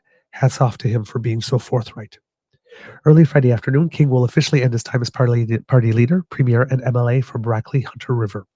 Politics aside, Desrude said he's going to personally miss the King premiership, not just for the man's personality, but for the way in which he always looked forward to helping teach UPEI students about politics.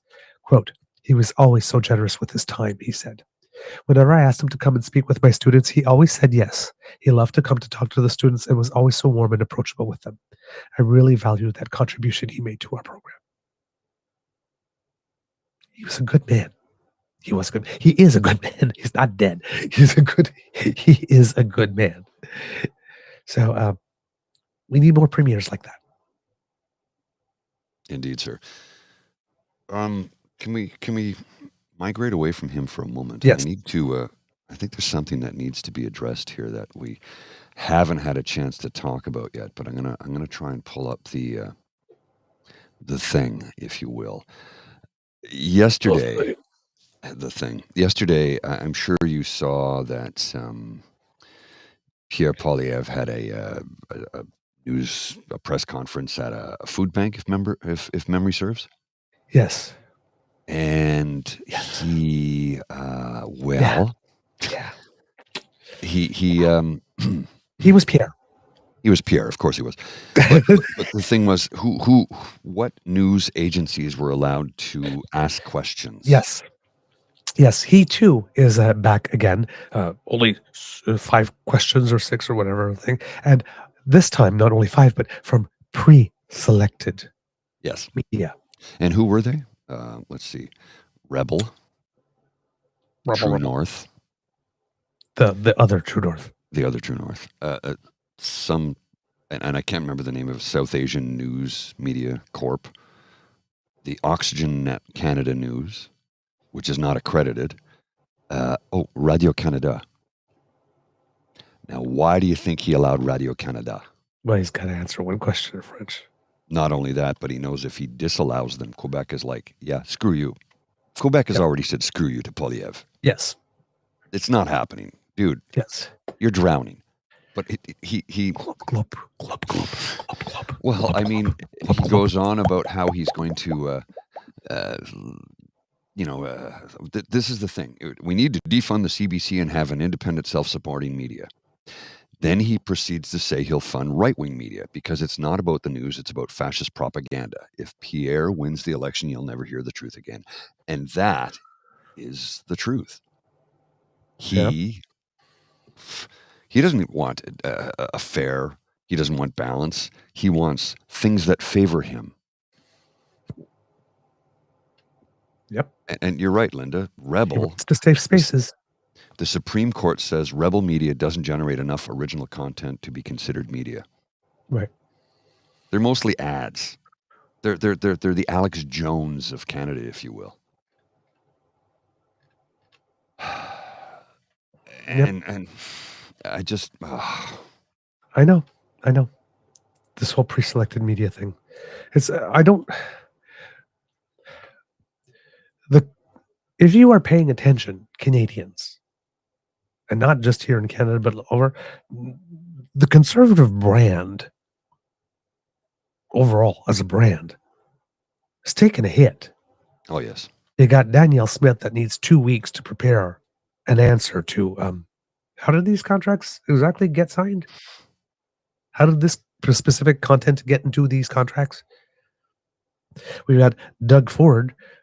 Have you ever seen a premier of any province spend this much time and this much money in the United States of America during an election campaign? Yeah. And there's no election taking place right now. It's the thing people keep saying, well, the amount of people who have commented in the last little while about Pierre's going to win, Carney's going to lose. I'm like, Carney's going to lose what? Liberal leadership? He's not the Liberal leader. He's not the prime minister. There's no election that's been called. You're having an imagination here. I mean, go ahead and have your fantasy, but until an election is called, a federal election is called, and that won't be anytime soon because we don't even know who the next Liberal leader is. All signs point to, it's probably going to be Mark Carney, but there's no guarantee of that. We don't know what the party members are going to vote. It could very well be Mark Carney. We don't know that it will be. To say unless you have some sort of insider fixer information, you're full of shit. No one knows. until it's announced. And then he becomes prime minister, or she becomes prime minister, whatever the case has been. It may be. There's a couple of days yet, but yes. So then the House reconvenes on March 24th, if memory serves. Is it March 24th? 24th or 27th? I can't remember which one exactly. Something like that. It's around there. So then the House reconvenes, and then what are they going to have? Well, Poilievre will have a non-confidence vote immediately, right? But here's the thing. Well, they have to do the speech for the throne, which is there's stuff that has to take place, right? Right. So if we were to have a federal election, I can't see it happening before June, to be completely honest with you. Mm-hmm. And that would be a non-confidence vote, because I don't think the party that's sitting would actually call an election, because they don't have to until October at the earliest.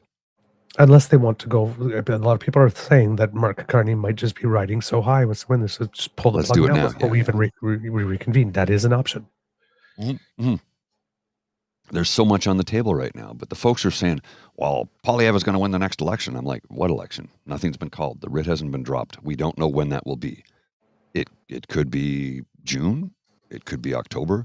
It doesn't have to be until October 2026. So let's see what happens. Oh, Carol says Carney said he'd call an election right away. I have not heard that. This is news to me. I've not heard that either. Yeah. Yeah. I've tuned out a couple of things, I have to say, for the last couple of days. I haven't been following the Liberal leadership as closely as I could. There's been a lot more announcements, but there's just been so much other news with other stuff that I just can't follow it all. So I have to admit I have dropped out on the most recent pronouncements. So if that happened, I missed it as well. And I did come across it in the news bits. I've been taking notes on, but there's lots going on. So we try and keep on top of as much as we can, but can't do everything. There's a Quebec Liberal leadership race going on. There's a by-election in Manitoba. There's an Ontario provincial election. There's a Liberal leadership race. It's just too much. And then thrown into there, the Premier Prince Edward Island says, "Hey, by the way, I'm going to resign today if you didn't have enough news." So it's like there's a lot going on. But over time, we hope that we get to all of it. Now, there was some interesting development yesterday, Mr. Grizzly. I think in the list of the 3 clips I sent you, the second one is an interview with none other but Ruby Dalla. Yes, let's have a look, shall we? She showed up on CPAC yesterday at Primetime Politics to discuss the fact that she received a questionnaire with allegedly 27 questions. Notice in this interview, I want you to notice a couple of things. Notice how fast she speaks. We have another fast talker. Mm-hmm. Notice notice the content, of course, and where she goes with things pretty quickly. And then I think when it's all done, there's going to be one key little element in her framing that makes it such that her story really doesn't stand. But you have to be paying attention.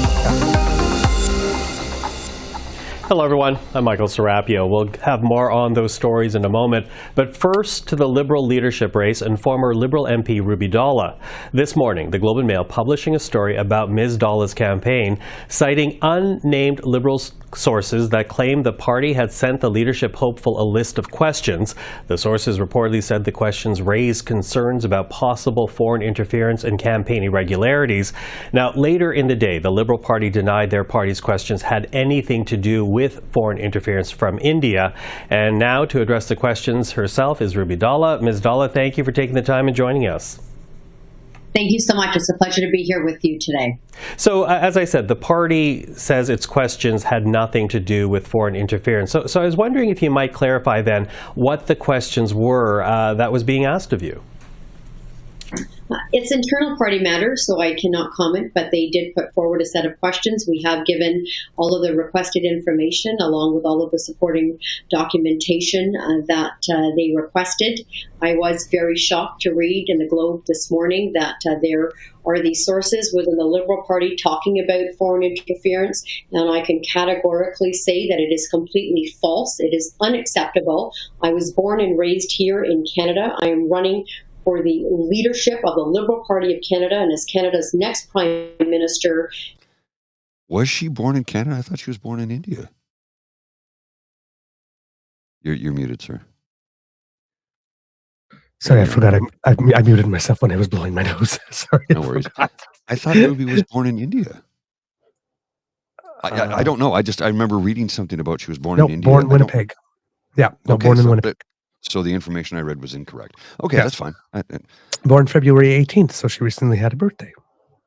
Well, good for her. Happy birthday. Yes. Happy belated birthday. Now, first of all, you will notice a couple of things, right? Production values aren't strongest. Yeah. Put a pin in that because she's going to say something at the end of the interview that's completely hilarious. Again, we shouldn't look shame, but Mar-a-Lago face.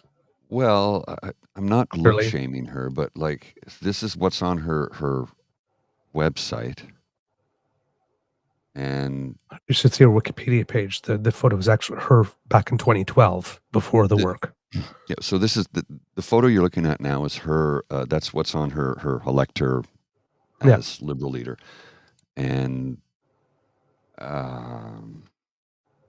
it's not the same person. It's not the same person. And if you look at her Wikipedia page, the picture that she has, 2012, the person in the first picture is not the same person. Yes. And again, like I said, I do not have an issue. She wants to get work done. It's her face. It's her body. She can do whatever the hell she wants. Not questioning that. But it's like, what I do question is her state of mental health. As somebody who has mental health issues, a lot of them. It's like if you present yourself to the world like this, but this is who you actually are. And you can say lighting, sure. Production, sure. Except one, would that be, what do they call it, Facetune? I mean, that's not even the same person. And again, I don't care if she's had work done. I don't give a damn about that. But I wonder, it's like, why would you present that photo to the world, which is a complete falsehood of who you are? Yeah. And the other thing, though, however, when I say Mar-a-Lago face. Yes. Right? There's choosing to get work done because you're choosing it for you. Look, I'd love to get my teeth fixed, but I don't have $30,000 to do it. Right. And then there's choosing to get work done in order to fit in to some way. Right. And again, not all cases of wanting to have work done in order to fit in are bad. Right. I had a friend in high school who had a very, very, very big nose, and he was very self-conscious about it. I've had a few friends who've done that too. I thought his nose was fantastic. He thought differently. I won't say his real name, but John just would not be John without John's nose. Like my brother Robert has a snaggle tooth up there. Like, isn't everybody telling you could get that fixed? And it's like, yes, but it's like, and I wouldn't be. I wouldn't. Like, everybody knows him by his smile. Well, right? I mean, and the smile has Freddie Mercury, who had all the money in the world, he could have gotten his teeth fixed, but he always thought that's what gave him his voice, so he never did it. That's why Freddie Mercury always wore a mustache, almost always wore a mustache. It was to hide his teeth. Look, I'd like to get my teeth fixed and my nose fixed. What's wrong with my nose? It's been broken 3 times. I have sinus issues. I have problems as a result. Here's the thing. Oddly enough, because I'm not working right now, this would be the best time to go and get my nose fixed, right? Because I don't have to take time off work. But and it's not a cosmetic thing for me. It's Right. literally because it's changed. The last time it was broken, it changed like an nth of a degree. It's literally the deviated septum. I have breathing problems as a result. I have sinus problems as a result. It's been broken 3 times. Yep. Could I get it fixed? Could I get it repaired? Yes. It's going to take time off work. And I am not somebody who recovers well from anesthesia. Mhm. My family, we have like, I don't want to say an allergy, but literally if I go in for surgery, I have had surgery. Last time I had surgery was like 30 years ago. And the doctor checked me out that day. And then he came in to check on me and he checked me right back in. He goes, "Oh, you can't go home." I'm like, "I know." It takes me a week to recover from surgery. It's like having a 2-week hangover, but the Right. worst hangover you can possibly ever imagine because I can't walk. I can barely speak. That's what happens to me. Yep. So if I go in to get my nose repaired, to get it fixed and straightened out, and I know I can get it done I can go see my doctor. I have an appointment soon. I could, and I talked to him about it once, and I said, but the problem is the time I have to take off work and blah, blah, blah. And I go, I don't have sick leave when I was working. I had 3 days a year. I need 2 weeks off to get my nose fixed. Right. Do I want to use my vacation time for that? Right. You know that in Europe, this is a fact. Most European countries, if you get sick while you're on vacation, you call your employer and say, "I'm sick. I'm in the hospital. Here's my doctor." They go, "No problem." They give you back your vacation time and put your time off to sick leave. Oh, nice. You get your vacation time back. In Nice. North America, we use our vacation time when we're sick. Right. Because we're just so smart. That Protestant work ethic again. Let's get back to the video here. Sorry, yes, I rambled. yes, that's okay. So, but my friend Johnny, not his real name, he did not like what he saw when he looked in the mirror, and he felt that it made him stand out in a way that was not positive. Right. And made high school experience tougher for him. Yes, I understand that. So he went and he got it fixed. Mm-hmm. That I understand. Completely get. Yeah. Oh, yeah. Yeah. This, I want to be part of the club, so I'm going to do this to my face. I do not understand. Yeah, that's the part that when we're talking about mental health, that's the part I want to be accepted so badly that I'm willing to actually change my body. Well, and the thing was, if you look at pictures of Ruby Dalla before she had this surgery, why would you do that? Why would you do that? Yes. Well, that's the other thing. But we see that again, Kimberly Goofile and all of them as well. Like, look at pictures before and now. Yeah. Why did you do that to yourself? I'm go ahead. It's your body, your choice. I don't even question it. It's just, I don't understand. Did you not see how beautiful you were? But that's what I mean. There's a dysmorphia there. Body dysmorphia, yes. Because by any objective standard, there is no way that look is better than the look that they actually were born with. Well, it is not an improvement.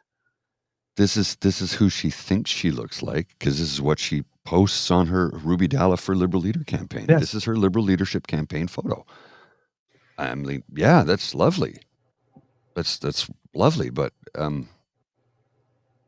that's not the same person. Her. It's compressed. Yeah.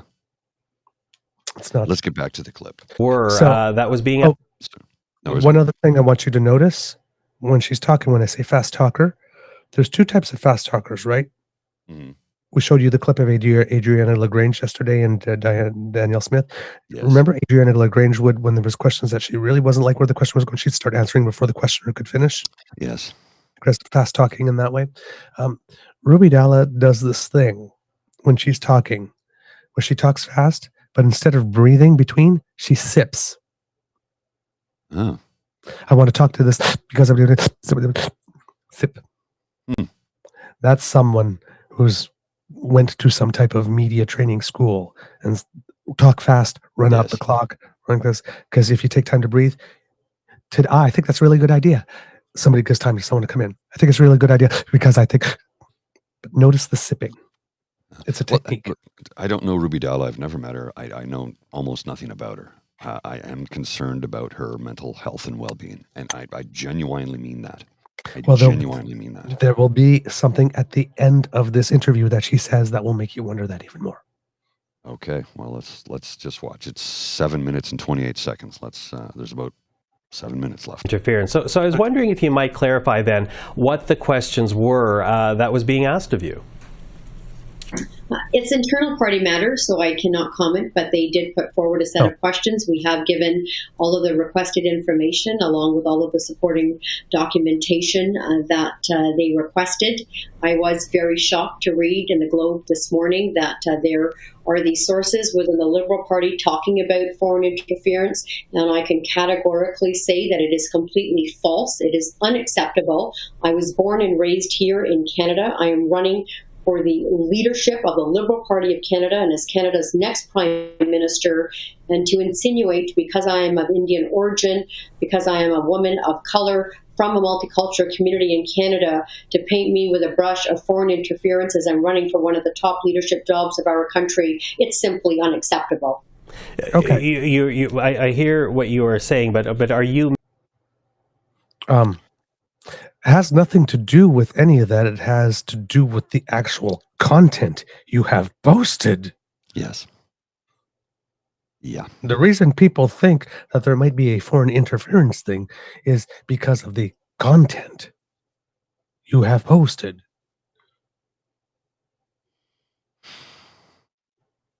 Yeah. Okay, we'll continue. That has nothing to do with all of that. And also, somebody, yes, she may have been born in Canada, but being born in Canada does not magically make it such that you are a person that would not be open to being influenced by a foreign agent. Yeah, well, yeah. Okay, but that's a logic, right? I can't believe they said I was born in Canada. That still doesn't mean you can't be influenced. Look, we've had that's not a magical shield. To give you an example, there was a guy who worked for D&D for many, many years, a white, cis, het male, who was a spy for the Russians. Multiple generation, bloodline in this country. Mm-hmm. So just because you were born here doesn't excuse you. Okay, let's go. Unacceptable. I hear what you are saying, but are you making that jump? Because they are, the Globe and Mail, citing two unnamed sources saying that there were concerns around foreign interference, but you're making the jump that it is because of your Indian heritage. Well, I will certainly not allow, anyone who is seeking any type of elected office in our country who is from an immigrant community or a multicultural community or someone of color to be painted with this brush of foreign interference. It is unacceptable. I know that I am making history by being the first woman of color who is running, for the leadership and as Canada's Prime Minister. And it is very important that the integrity of the process never be compromised. But I just found it shocking because I have been born and raised here. I have dedicated my life to the party, to public service in Canada, and I have spent my time on the campaign talking about real results, talking about issues that impact so many Canadian families. Now, when you look at the report, they are citing unnamed sources. They say there are questions being raised, these sources, there are questions being raised about possible foreign interference. But when you go on into the report, there are also questions in the report itself about donations from 12 individuals and campaign staffers who work for your various companies, several of them donating to your campaign with the same credit card. How do you explain that? Well, there are only a few people that have donated to the campaign with the same credit card. There is nothing wrong with that.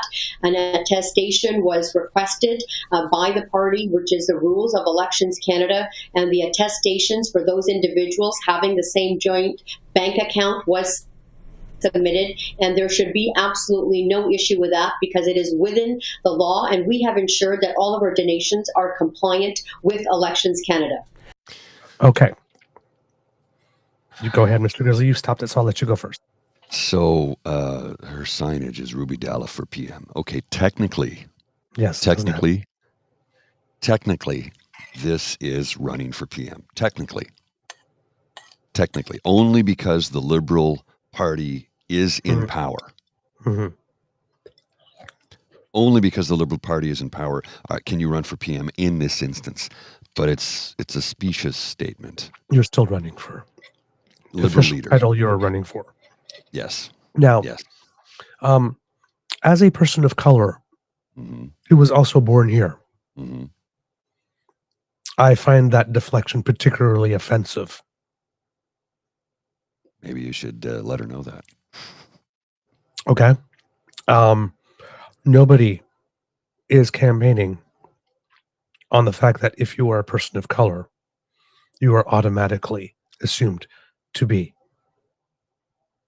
involved in foreign interference. Yeah, it's not. Okay. That's not the thing. That's not the thing. Okay. So that's particularly offensive. Yes, it is concerning that two people, because when we read that article to you, two people from the Liberal camp who are not authority, have no authority to speak about these things publicly, are speaking about these things publicly and suggesting that foreign interference does have something to do with it, but please protect our names and to put them out because we're speaking off record. We're not at liberty to actually be saying this. Could be something. She's legit upset about that. That probably should not have happened. But also, she says these allegations are false, does not say how or why they're false, doesn't say what is alleged because that's internal party matters, but they are false. They're categorically false, but you can't say why or how. Yeah, just right. Won't proactively volunteer that. That's always extremely suspicious. And the other thing is that she's going to try to make you believe now that this is just about the payments, right? Because 12 people, as we said in the article, were recorded to use the same credit card. Now, she clarifies in this interview, and you'll hear it later, that it's not 12 people who used the same credit card, but 6 couples, which makes 12 people, and each couple used the same credit card, husband and wife. They signed an attestation, came from a joint bank account, right? Now, if that is the case, that does not require 27 questions to find out now, Ruby. Does it? Well, and what PNC Bio stated that I've posted on screen, she was doing this shadiness with multiple donations from the same credit card, but she blames it on racism. It's not crazy that the Liberal Party wanted clarification. And they are staffers and employees who are supporting her campaign who work for her other businesses. Yeah. Right. These are not organic expressions of support from general members of the public who do not already have a pre-established relationship with her. You smell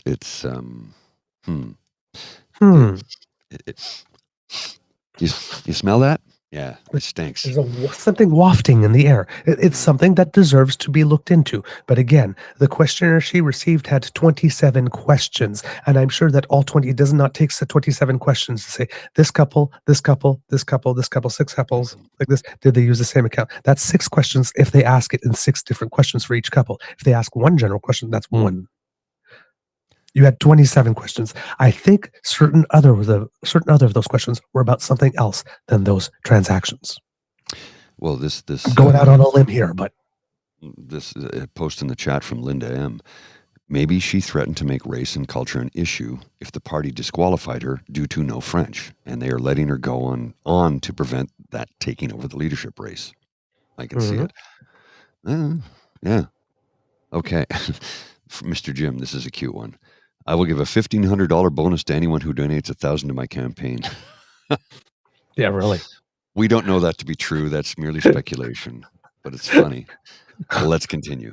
So your campaign has investigated these concerns and have come to the conclusion there's nothing untoward about them? Well, there was nothing wrong because you can, according to Elections Canada, have a husband and wife, which was a situation in our campaign, who donated with the same bank, with the same credit card, as long as they have a joint account. And the people, that had done that have provided the attestations to Elections Canada, to ensure that they are in compliance. And it was the Liberal Party of Canada who directly contacted those members to seek that attestation, which is a requirement. So all donations to our campaign have been compliant with Elections Canada. And forgive me, I'm trying to understand this then. Is it, for example, one family then using the same credit card to make different donations? It's a husband and wife who have the bank account, which is probably familiar to many people. They have one bank account, and they have so it's a joint bank account, and they have used their credit card as a family that they have for the husband and the wife both donating to the campaign. Okay. Although, again, the report seems to cite 12 individuals, 6 couples, amongst them using the same credit card. Yes, there are 6 couples in that situation from the hundreds of donations that we received. So 6 couples using 6 different credit cards, but 6 couples on one. No, 6 couples using 6 different credit cards because there are 6 separate husbands and wives and 6 separate families. Okay. Thank you for the clarification. Now, of course, this report comes out just days ahead of the first of 2 leadership debates to take place with the Liberal Party. Does this affect your participation in those debates whatsoever, the report that came out today? Well, I certainly hope not, because I have been spending not even days but weeks preparing for the debate. I'm looking forward to getting on to the debate stage of taking a look at sharing my vision for Canadians, for the future of our party, about bringing it back to the center, talking about the issues of unaffordability in housing, the increase in crime rate in our country, the increase in grocery prices, and also talking about the challenges that business people and entrepreneurs are facing with the overburdening of tax. I got to stop her right there. Every time a politician goes on about the cost of groceries and how they're going to do something to make a change, I'm like, unless you nationalize it, unless you nationalize the grocery change, you're lying to us. You be lying. And anybody who believes that any politician can automatically lower the price of groceries, again, let me tell you this. I have this huge plot of land in northern Saskatchewan. It's oceanfront property. I'll give it to you for a great price. I know you lie, your lips are moving. Unless they nationalize the grocery change, there is no politician in this country that can do anything to lower grocery prices. They can put price caps on things, but that's not going to lower them. So it's the minute you say that, it's like you are lying through your teeth, and you expect me to believe it. She thinks we're dumb. Yeah. All right, we'll continue. I'm looking forward to having Mr. Carney on stage, because our internal polling is showing that Mr. Carney and myself are running neck to neck in this particular leadership race. So I'm looking forward to a robust and a vigorous debate with Mr. Carney and all of the candidates. What metric? I told you she was going to say something that would make you wonder about the stability of her mental health. What metric shows that? I mean, this is not a racial thing. This is not a male-female thing. What metric can anybody show to me that would say they're neck and neck? It isn't the fundraising numbers. She raised the least out of the 5. It isn't the number of donors. She had the smallest one out of the 5. I don't know where it is. She's getting the impression that she is running neck to neck. No, it's neck and neck with Mark Carney, but clearly she is delusional. Well, this is, and if she does have internal polling numbers that show that she is running neck and neck with Mark Carney, and that isn't indeed the case, then the Liberal Party should be really looking at the people that are signed up for memberships, because I find that very hard to believe with that little money and that few donors that she is running neck and neck, that she has anything whatsoever that would tell her that she is running neck and neck. Or they keep whispering in her ear, "You're going to win this. Don't worry. You're neck and neck with Mark Carney. Don't worry." I am dying to watch that debate. Look, I know next to nothing about Ruby Dalla. I know next to nothing about her. She has some media. That would be one reason why we are to believe that she's running neck and neck with Mark Carney. She has some media training, obviously. She's good on camera. She knows how to speak. Look, Mark Carney's going to eat her for breakfast. We saw the interview with Rosie Barton, where she was combative and argumentative, and he, unlike Pierre Poilievre, wasn't offended, wasn't angry, didn't respond with, "Well, that's not the answer you want, but it's the answer I'm giving you." Nothing like that. He was calm, cool, collected, not combative. He was what you want in a prime minister. Mm-hmm. Mm-hmm. Let's continue. There's about a minute and 18 seconds left, and I still can't believe she just Girl, you're too said much. that. I can't believe she just said that. My internal polling says we're neck and neck. I'm like, It was worth it. It was worth getting through the 7 minutes just to see her face at that moment. what? Ruby, I don't know if you partake in cannabis, but you are not supposed to drink the bong water. Messing with your brain. Has the questions that circulated today, do you think that has had a negative impact on your campaign? Well, they're completely false because I don't know if you've seen, but about an hour ago, these apparent sources, or I'm not sure exactly who the sources were, but there was a clarification issue to the Globe and Mail stating that it does not relate to foreign meddling. So I'm not really sure what is going on or if any attempts are being made to actually discredit our campaign, because when you take a look at all 5 of the candidates that are running, including myself, I am the only outsider. I'm the only one that has not been involved with the current administration. I'm the only one that has not served as an advisor, as a minister, as a member of parliament. But I have been with the Liberal Party since the age of 14 years. But because I haven't been with the current administration, I am the outsider, and that is why there are, hundreds of thousands of Canadians wanting to see the party come back to the centre, wanting to see the party return to the hands of the memberships, to the hands of the grassroots, and I have been focusing on that vision and the needs of the hour. Except she has been compared. That was the least insane thing she said. Well, she's been called Canada's Trump. Yes. And she's proud of that. Yes. She bragged about that. Yes. I wasn't, so Iron Fire. While running for the Liberal Party. I wasn't blaming cannabis for her peculiarity. I was questioning whether she was drinking the bong water. Yes. Difference. There's a difference there. Subtle difference, but a difference. Important one. Yes. Subtle but important difference. I think so. I am looking when she says that the Globe issued a correction or precision. I went back to the article from yesterday, and I do not see any precision or revision in it. Doesn't mean it didn't happen or that they did it through another tweet somehow or whatnot, but I don't see it. And the host of the show did not refer to it, so I'm not sure if he was aware of it either, if it did indeed happen. So yeah.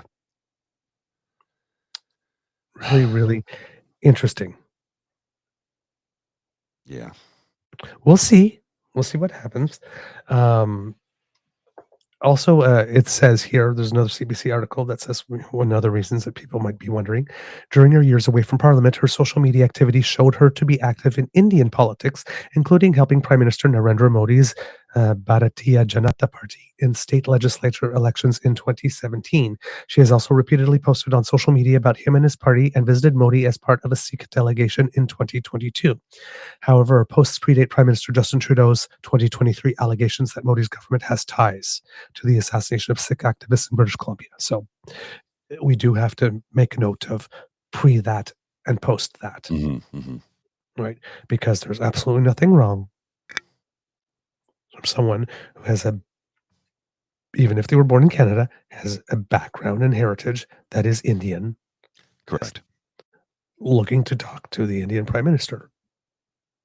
In some ways, there's nothing wrong with that. There's no judgment there. And that it was all before 2023, fine. Right? But she has been involved in Indian politics in support of a leader who then was not hostile to us at the time she was involved, but is now. And suddenly she just reappears on the scene. In an election where we have two Indo-Canadian candidates just suddenly appear on the scene while we're talking about this, and one was disqualified before. Okay, everybody's getting mad at me. I wasn't blaming the weed, folks. I was making a joke about drinking the bong water. Not blaming cannabis.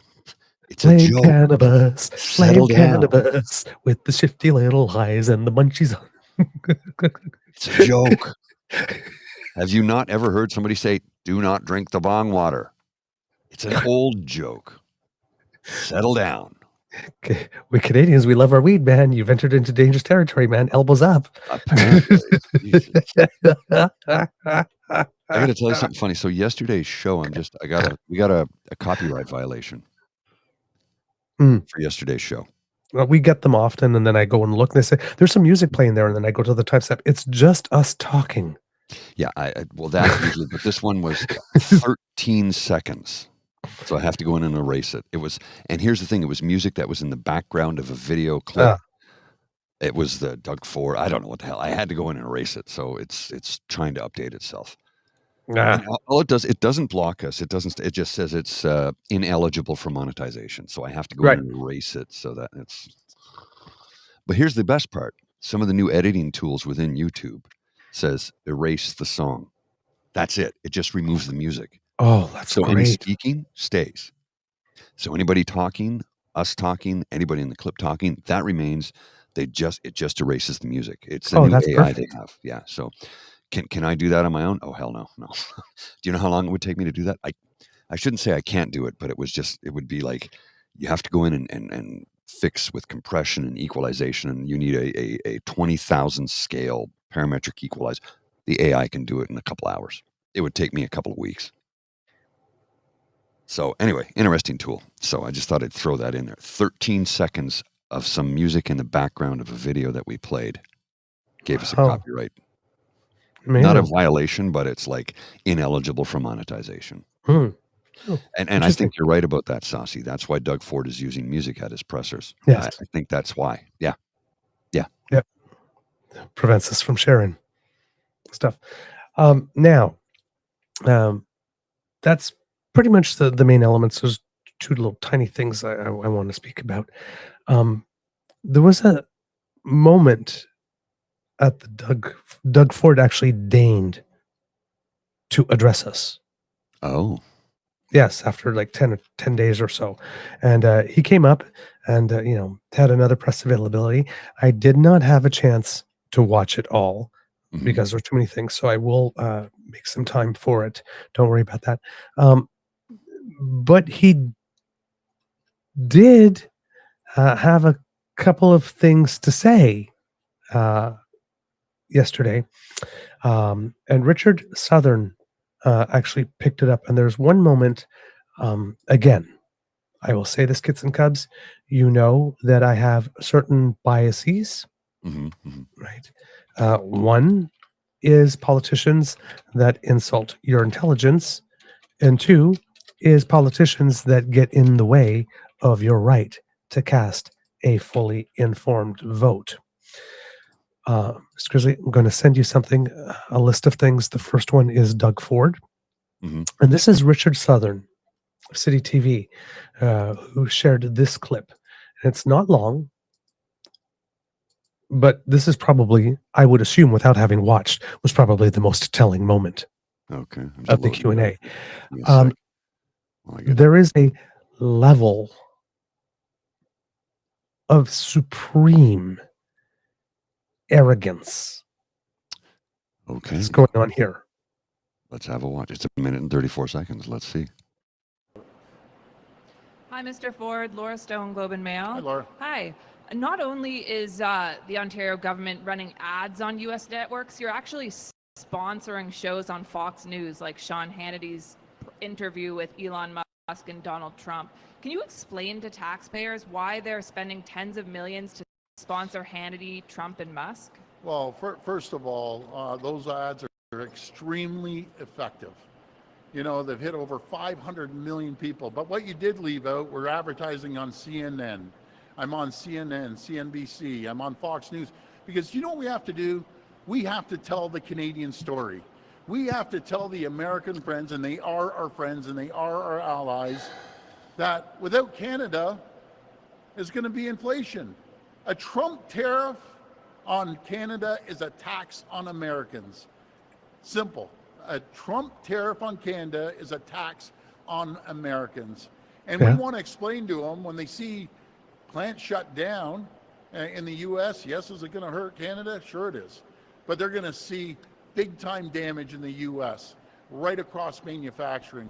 The supply chain is so intertwined. We need each other. We need to build that AMCAN fortress I've been talking about. Can you reveal how much money the government is spending on these ads? All we've heard is tens of millions. That could be between 10 and 100 million. Do you not think taxpayers have the right to know? Well, the taxpayers have the right. Well, then tell us. Oh, is that it? Yeah, that's where it ends. That's where it. Well, that's not good. Yeah, it's 1:34. Oh. Yeah. Okay. Don't know where the. Okay, sorry. I apologize for that, because he goes on to the rest of it. He says that they're being effective, but he doesn't.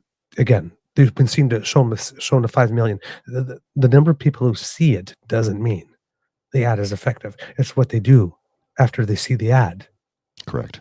That determines whether the ad is effective. So he has no way of knowing that. He's lying, straight up lying. In this press conference, darn, I wish I guess I wasn't here that I saw it. But he was asked how much is being spent. He said he doesn't know. But later on continues and says, but that could be revealed through a Freedom of Information request. What? Yeah. So that part is not there in the answer. But yeah, how much did it cost? Basically, if you want to find out, file a Freedom of Information request. Doug Ford knows how much it costs, because when that news broke, I'm sure that all of his people on the staff looked up and said, oh my God, we spent X number of $1 million. And so, well, this is all the money we spent throughout the whole year, not just during this campaign. It's not just on Fox. It's like, I don't care, Doug Ford. You're trying to drown something in a bigger bathtub. The fact is that you took our money as Ontarian taxpayers, right? You're the one that sat there on the debate stage. All these other people keep on thinking that it's their money.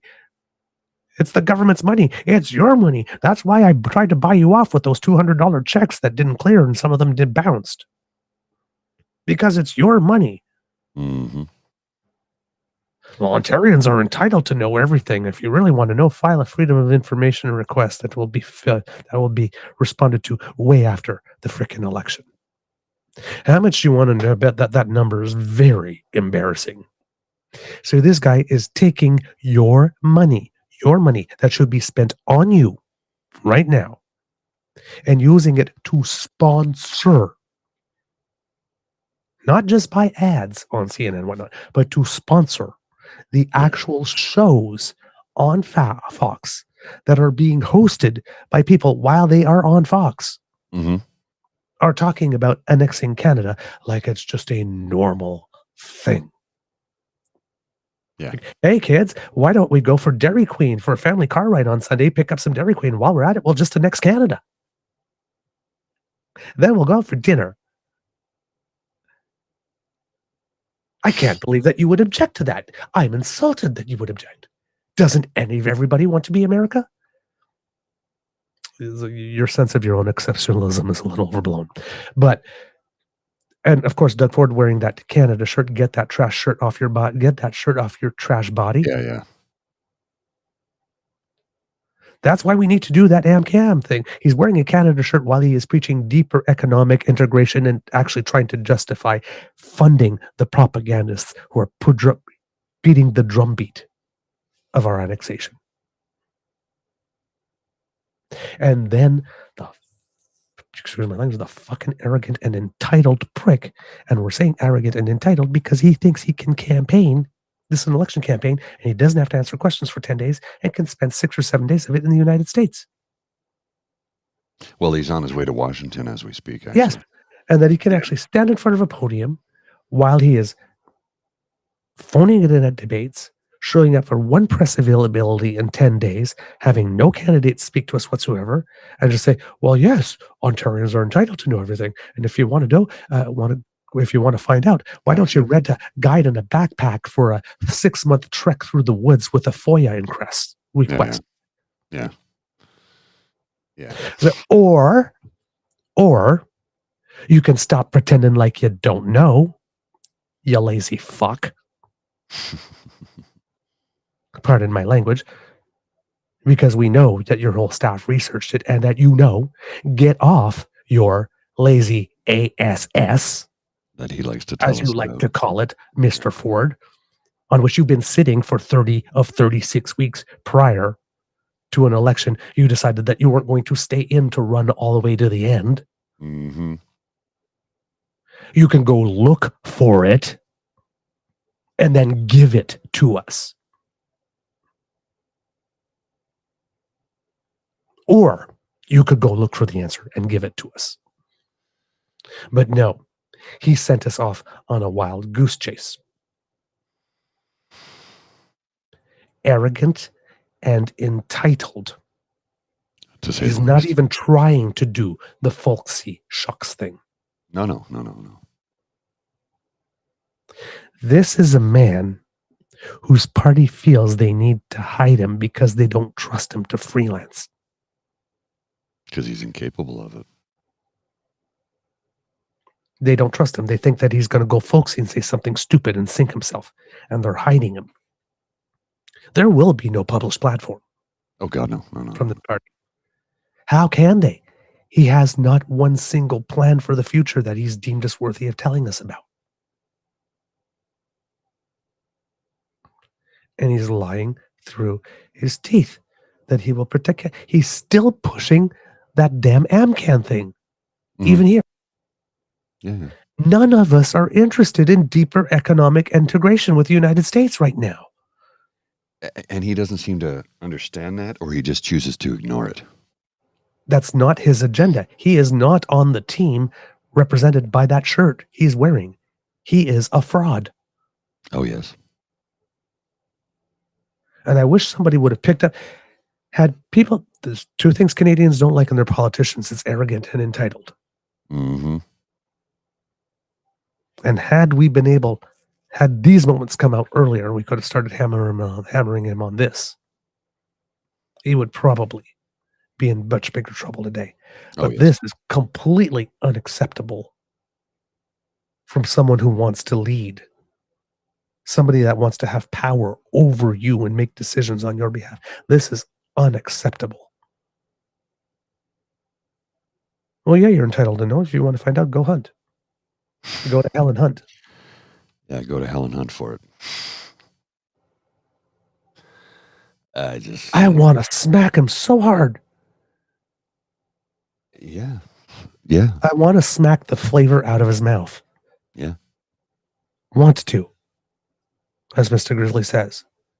Because that is just disrespectful. And if you actually paid attention to him, if you see in the clip, as soon as he's answered the question, his face turns really red. The blood pressure just goes all up. He goes from white to very pink. He did not like that question. Basically, he told them to fuck off. Yeah, you're entitled. File in Freedom of Information request. Like, really? Why don't you just answer the question, Doug? I'm just... Fuck. This guy. Oh. It's the mendacity, the audacity, the sheer pig-headedness, the prickishness. Yeah, it's all of it. All of it is bad. We should wrap up, sir. I got a doggy that's doing the dance over here. So exactly. One last little thing, because we like to end with good news. There is a very historical thing that happened. Mr. Grizzly, I believe the second thing and that last thing I sent you had something to do with Haida Gwaii? Yes, I'm just trying to find it here. Where the hell did I put it? Oh, there it is. I've got it. A very short clip. It's only 53 seconds, I think. But I believe it has. It comes from APTN. There was something very historic that has just happened and big. Mm-hmm. Let me just cue this up. Like, I'll put that over here. There we go. That's better. We can see it clearer. Haida Gwaii belongs to you, the Haida. Gagwis Jason Alsop, the president of the Council of the Haida Nation, said the historic agreement represents a move from an era of denial, occupation, and resistance to one of peaceful coexistence and recognition of the Haida land. What is now called the Big Tide Haida Title Lands Agreement will affirm that the Haida have title over Crown land in the area. Trudeau called the agreement a monumental step, and that he stayed true to the principles of truth and reconciliation to restore Canada's relationship with Indigenous people. The transition is expected to take up to 5 years and will require legislation to help address some of the details. Private property owners in the area will not. Well, actual land back. Yeah. That's, wow.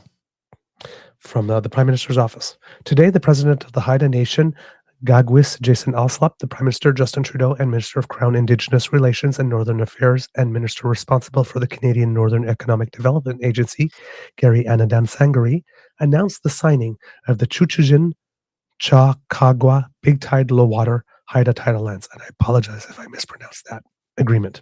The agreement includes Canada's recognition of Haida Aboriginal title to lands on Haida Gwaii and marks a significant milestone in the journey to reconciliation. Canada's recognition of Haida Aboriginal title on the Haida Gwaii includes the foreshore and extends to the low water mark.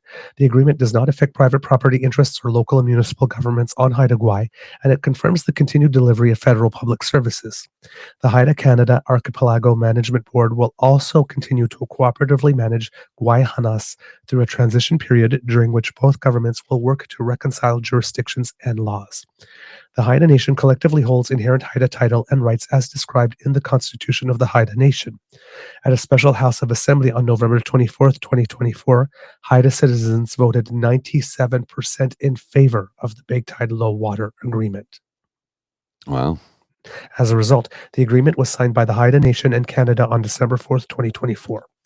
Over an estimated 5-year transition period, the Haida Nation and Canada will continue to work respectively and cooperatively on matters relating to Haida Gwaii. Both governments have agreed that this transition will be implemented in an orderly and incremental way, providing ongoing stability for all island residents and other interest holders on Haida Gwaii. So even though the agreement was signed on the 24th, this was the official signing ceremony that recently took place, and that's what the images were from.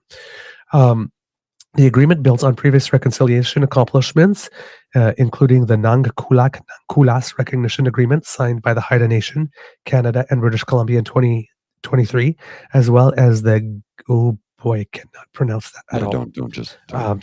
This one I can't pronounce at all.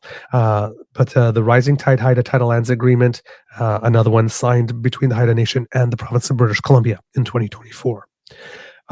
This Big Tide Low Water Haida Title Lands Agreement is a concrete demonstration of Canada's commitment to implementing and advancing the United Nations Declaration on the Rights of Indigenous Peoples. Canada's recognition of Haida Aboriginal title results from people working together to make it right.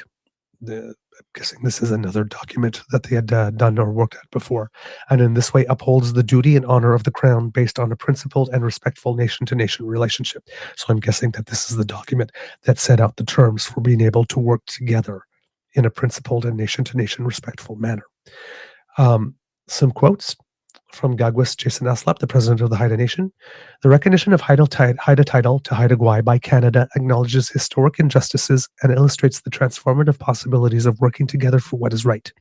It takes leadership to recognize a wrong, begin the process of healing from a troubled history, and trust in the ability to forge a new relationship based on respect. This recognition of title by Canada, which was initiated in 1913 by our past leaders, means that we can begin a new era of peaceful coexistence, knowing that we can look after Haida Gwaii and ensure the well-being of all who call these shining lands home. 112 years. Wow. This took.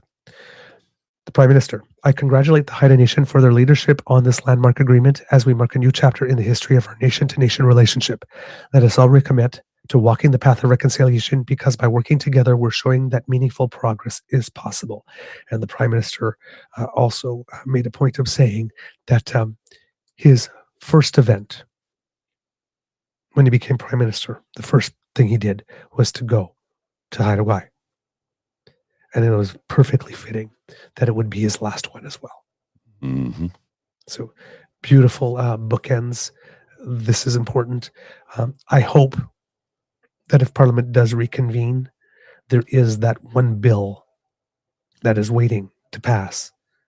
That is the first bill that was negotiated on a co-equal basis between the Government of Canada and members of the Indigenous community. Right. And if the NDP do not do anything to make sure that that passes, yeah, they're finished forever. Yeah. That bill dies on the order paper. Yeah. Because a lot of work went into that. Yeah. Oh, no. No kidding. Yeah. Mr. Grizzly, do we have a show? We do indeed. All right, get some gups. And maybe we'll have more on that. There's a couple of, there's a great conversation that includes Megan St. Clair with this that was hosted by APTN. And I'm going to watch that today to find out more about that. And maybe I'll have more to bring you on this because this is a very, very big deal. As Joe Biden would say, this is a big fucking deal. Mm-hmm. That's the end of this episode of the Daily Beaver Morning Show. Canada. We hope that you love listening to us because we like to partay. P-A-R-T-E-H. Partay. Yes. And we loved bringing this for you today with all the appropriate smugness and passive aggressiveness because it's a 100% Canadian show. And we are buying Canadian. Now, we thank you so much for tuning in, and we hope that you tell your peeps and poops all about us because it helps us when you do. Now, if you would like to make sure you don't miss an episode, especially those that come in podcast format, you don't have to. Thanks to the Ray Girl who has sponsored our pod page. Thank you so much for the support. If you scan that QR code that just appeared, or if you go to podpage.com/the-true-north-eager-beaver with a hyphen between each one of those words, you click on subscribe. And when we have something fresh off the bandwidth, we just slide right into your box.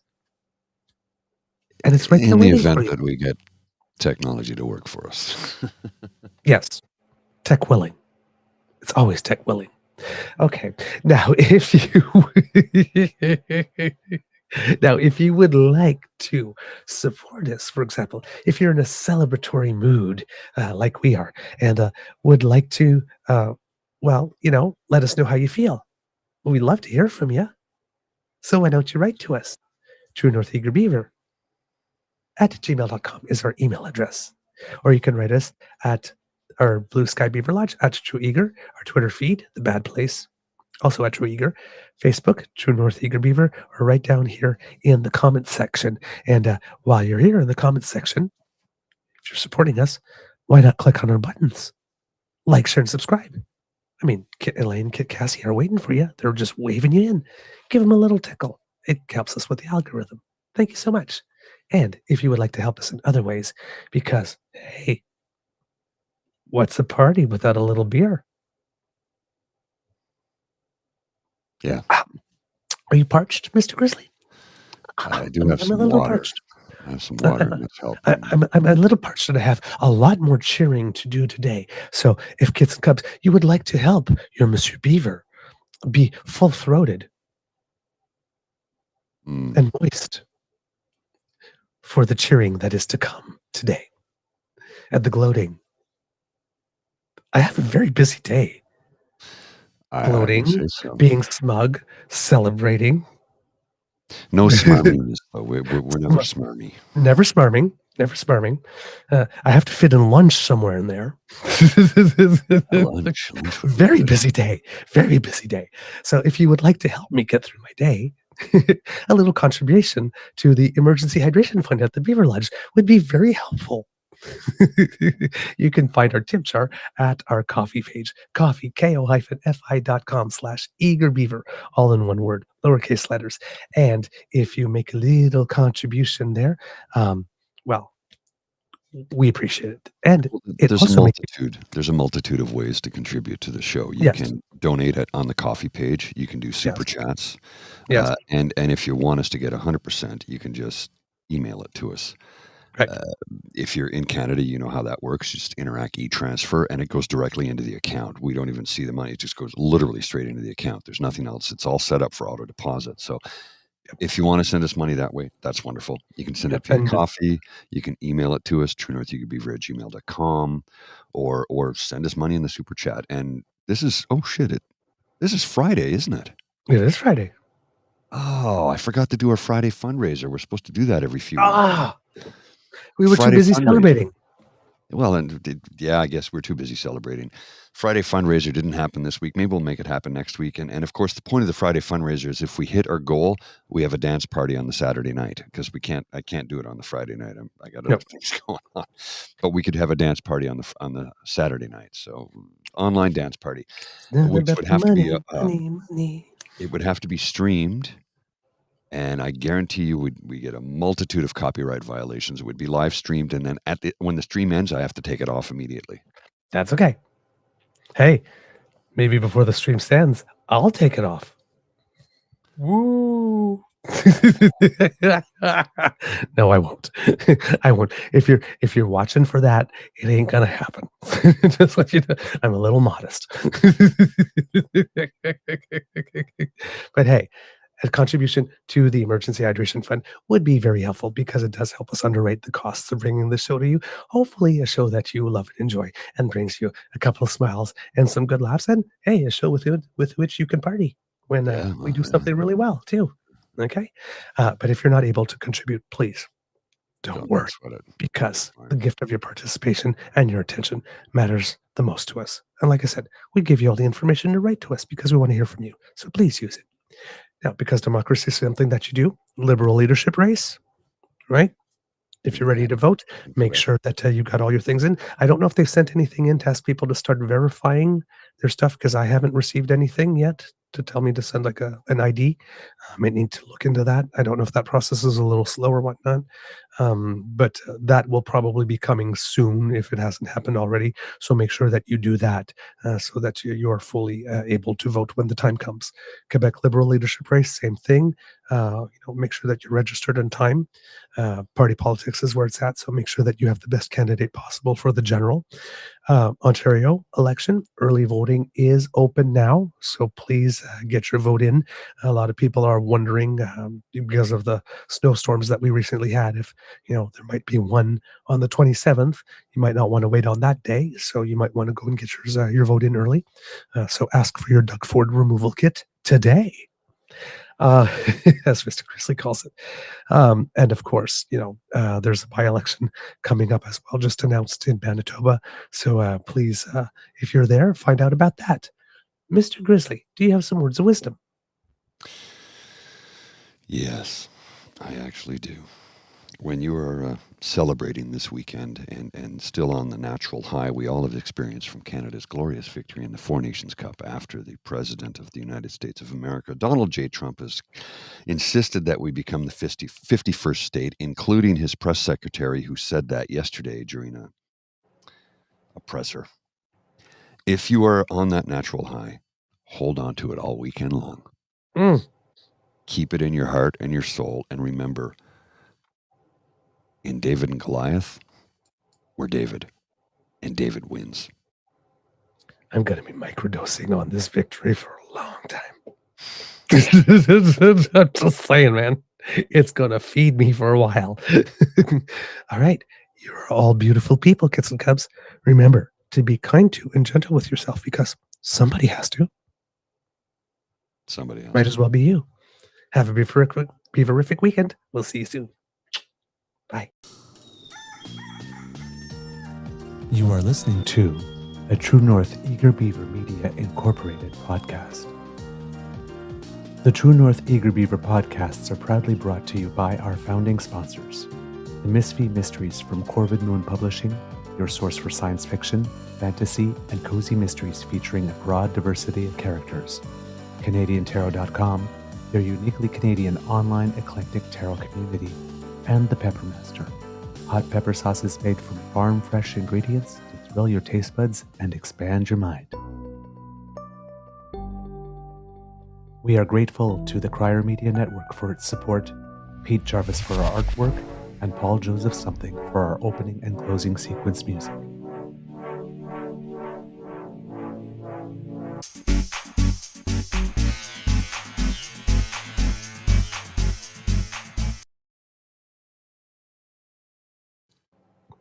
I have a multitude of Easter eggs here, and I'm going to try and sneak as many of them in as quickly as possible because there's just so bloody many of them. But let's start with, I'm just going to put some stuff on the screen. Let's start with something that's disturbing. I'm going to start with something disturbing. Okay. Let me just switch it up here to this so we can see it. Doge, Department of Government Efficiency, cancels a CDC contract to support research by the New York City Fire Department into diseases afflicting firefighters who responded on 9/11. Okay. How do you like that Department of Government Efficiency, folks? Let's move to something a little bit more lighthearted from Theo Moudakis. It's a picture of Olivia Chow in the first corner of the... I'm just sorry, I got to remove something here so you can see it better. In the first corner, the first panel, it says if it's the only way to get rid of all this snow. The second panel is bring in the army, much like Mel Lastman did the last time Toronto had massive snow. And in the final panel, you have Olivia Chow looking at the television, Donald Trump saying, "We're invading Canada at the request of one of its leaders." And Olivia yelling out, "That's not what I meant." Theo.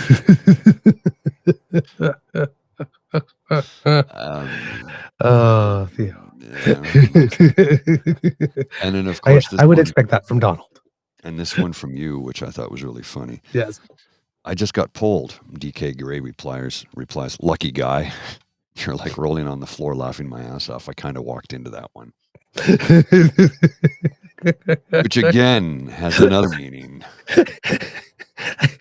And I'm glad you brought that up because Linda was just chatting.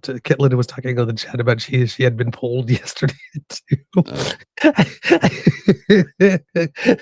So I was going to mention that she got polled by Angus Reid. I got polled by Nanas. So there's a lot of polling going on. A lot of polling going on. People are getting polled left, right, and center. All right, everyone. Have a most beaverific, everyone. And as Mademoiselle Fox is doing Feminism Fun and Fantastic. Yeah, so there's a Mademoiselle Fox. Okay, so 8 p.m.? 8 p.m., yes. Okay, so do tune into that, Kits and Cubs. All right. Bye, everyone. See ya. Part.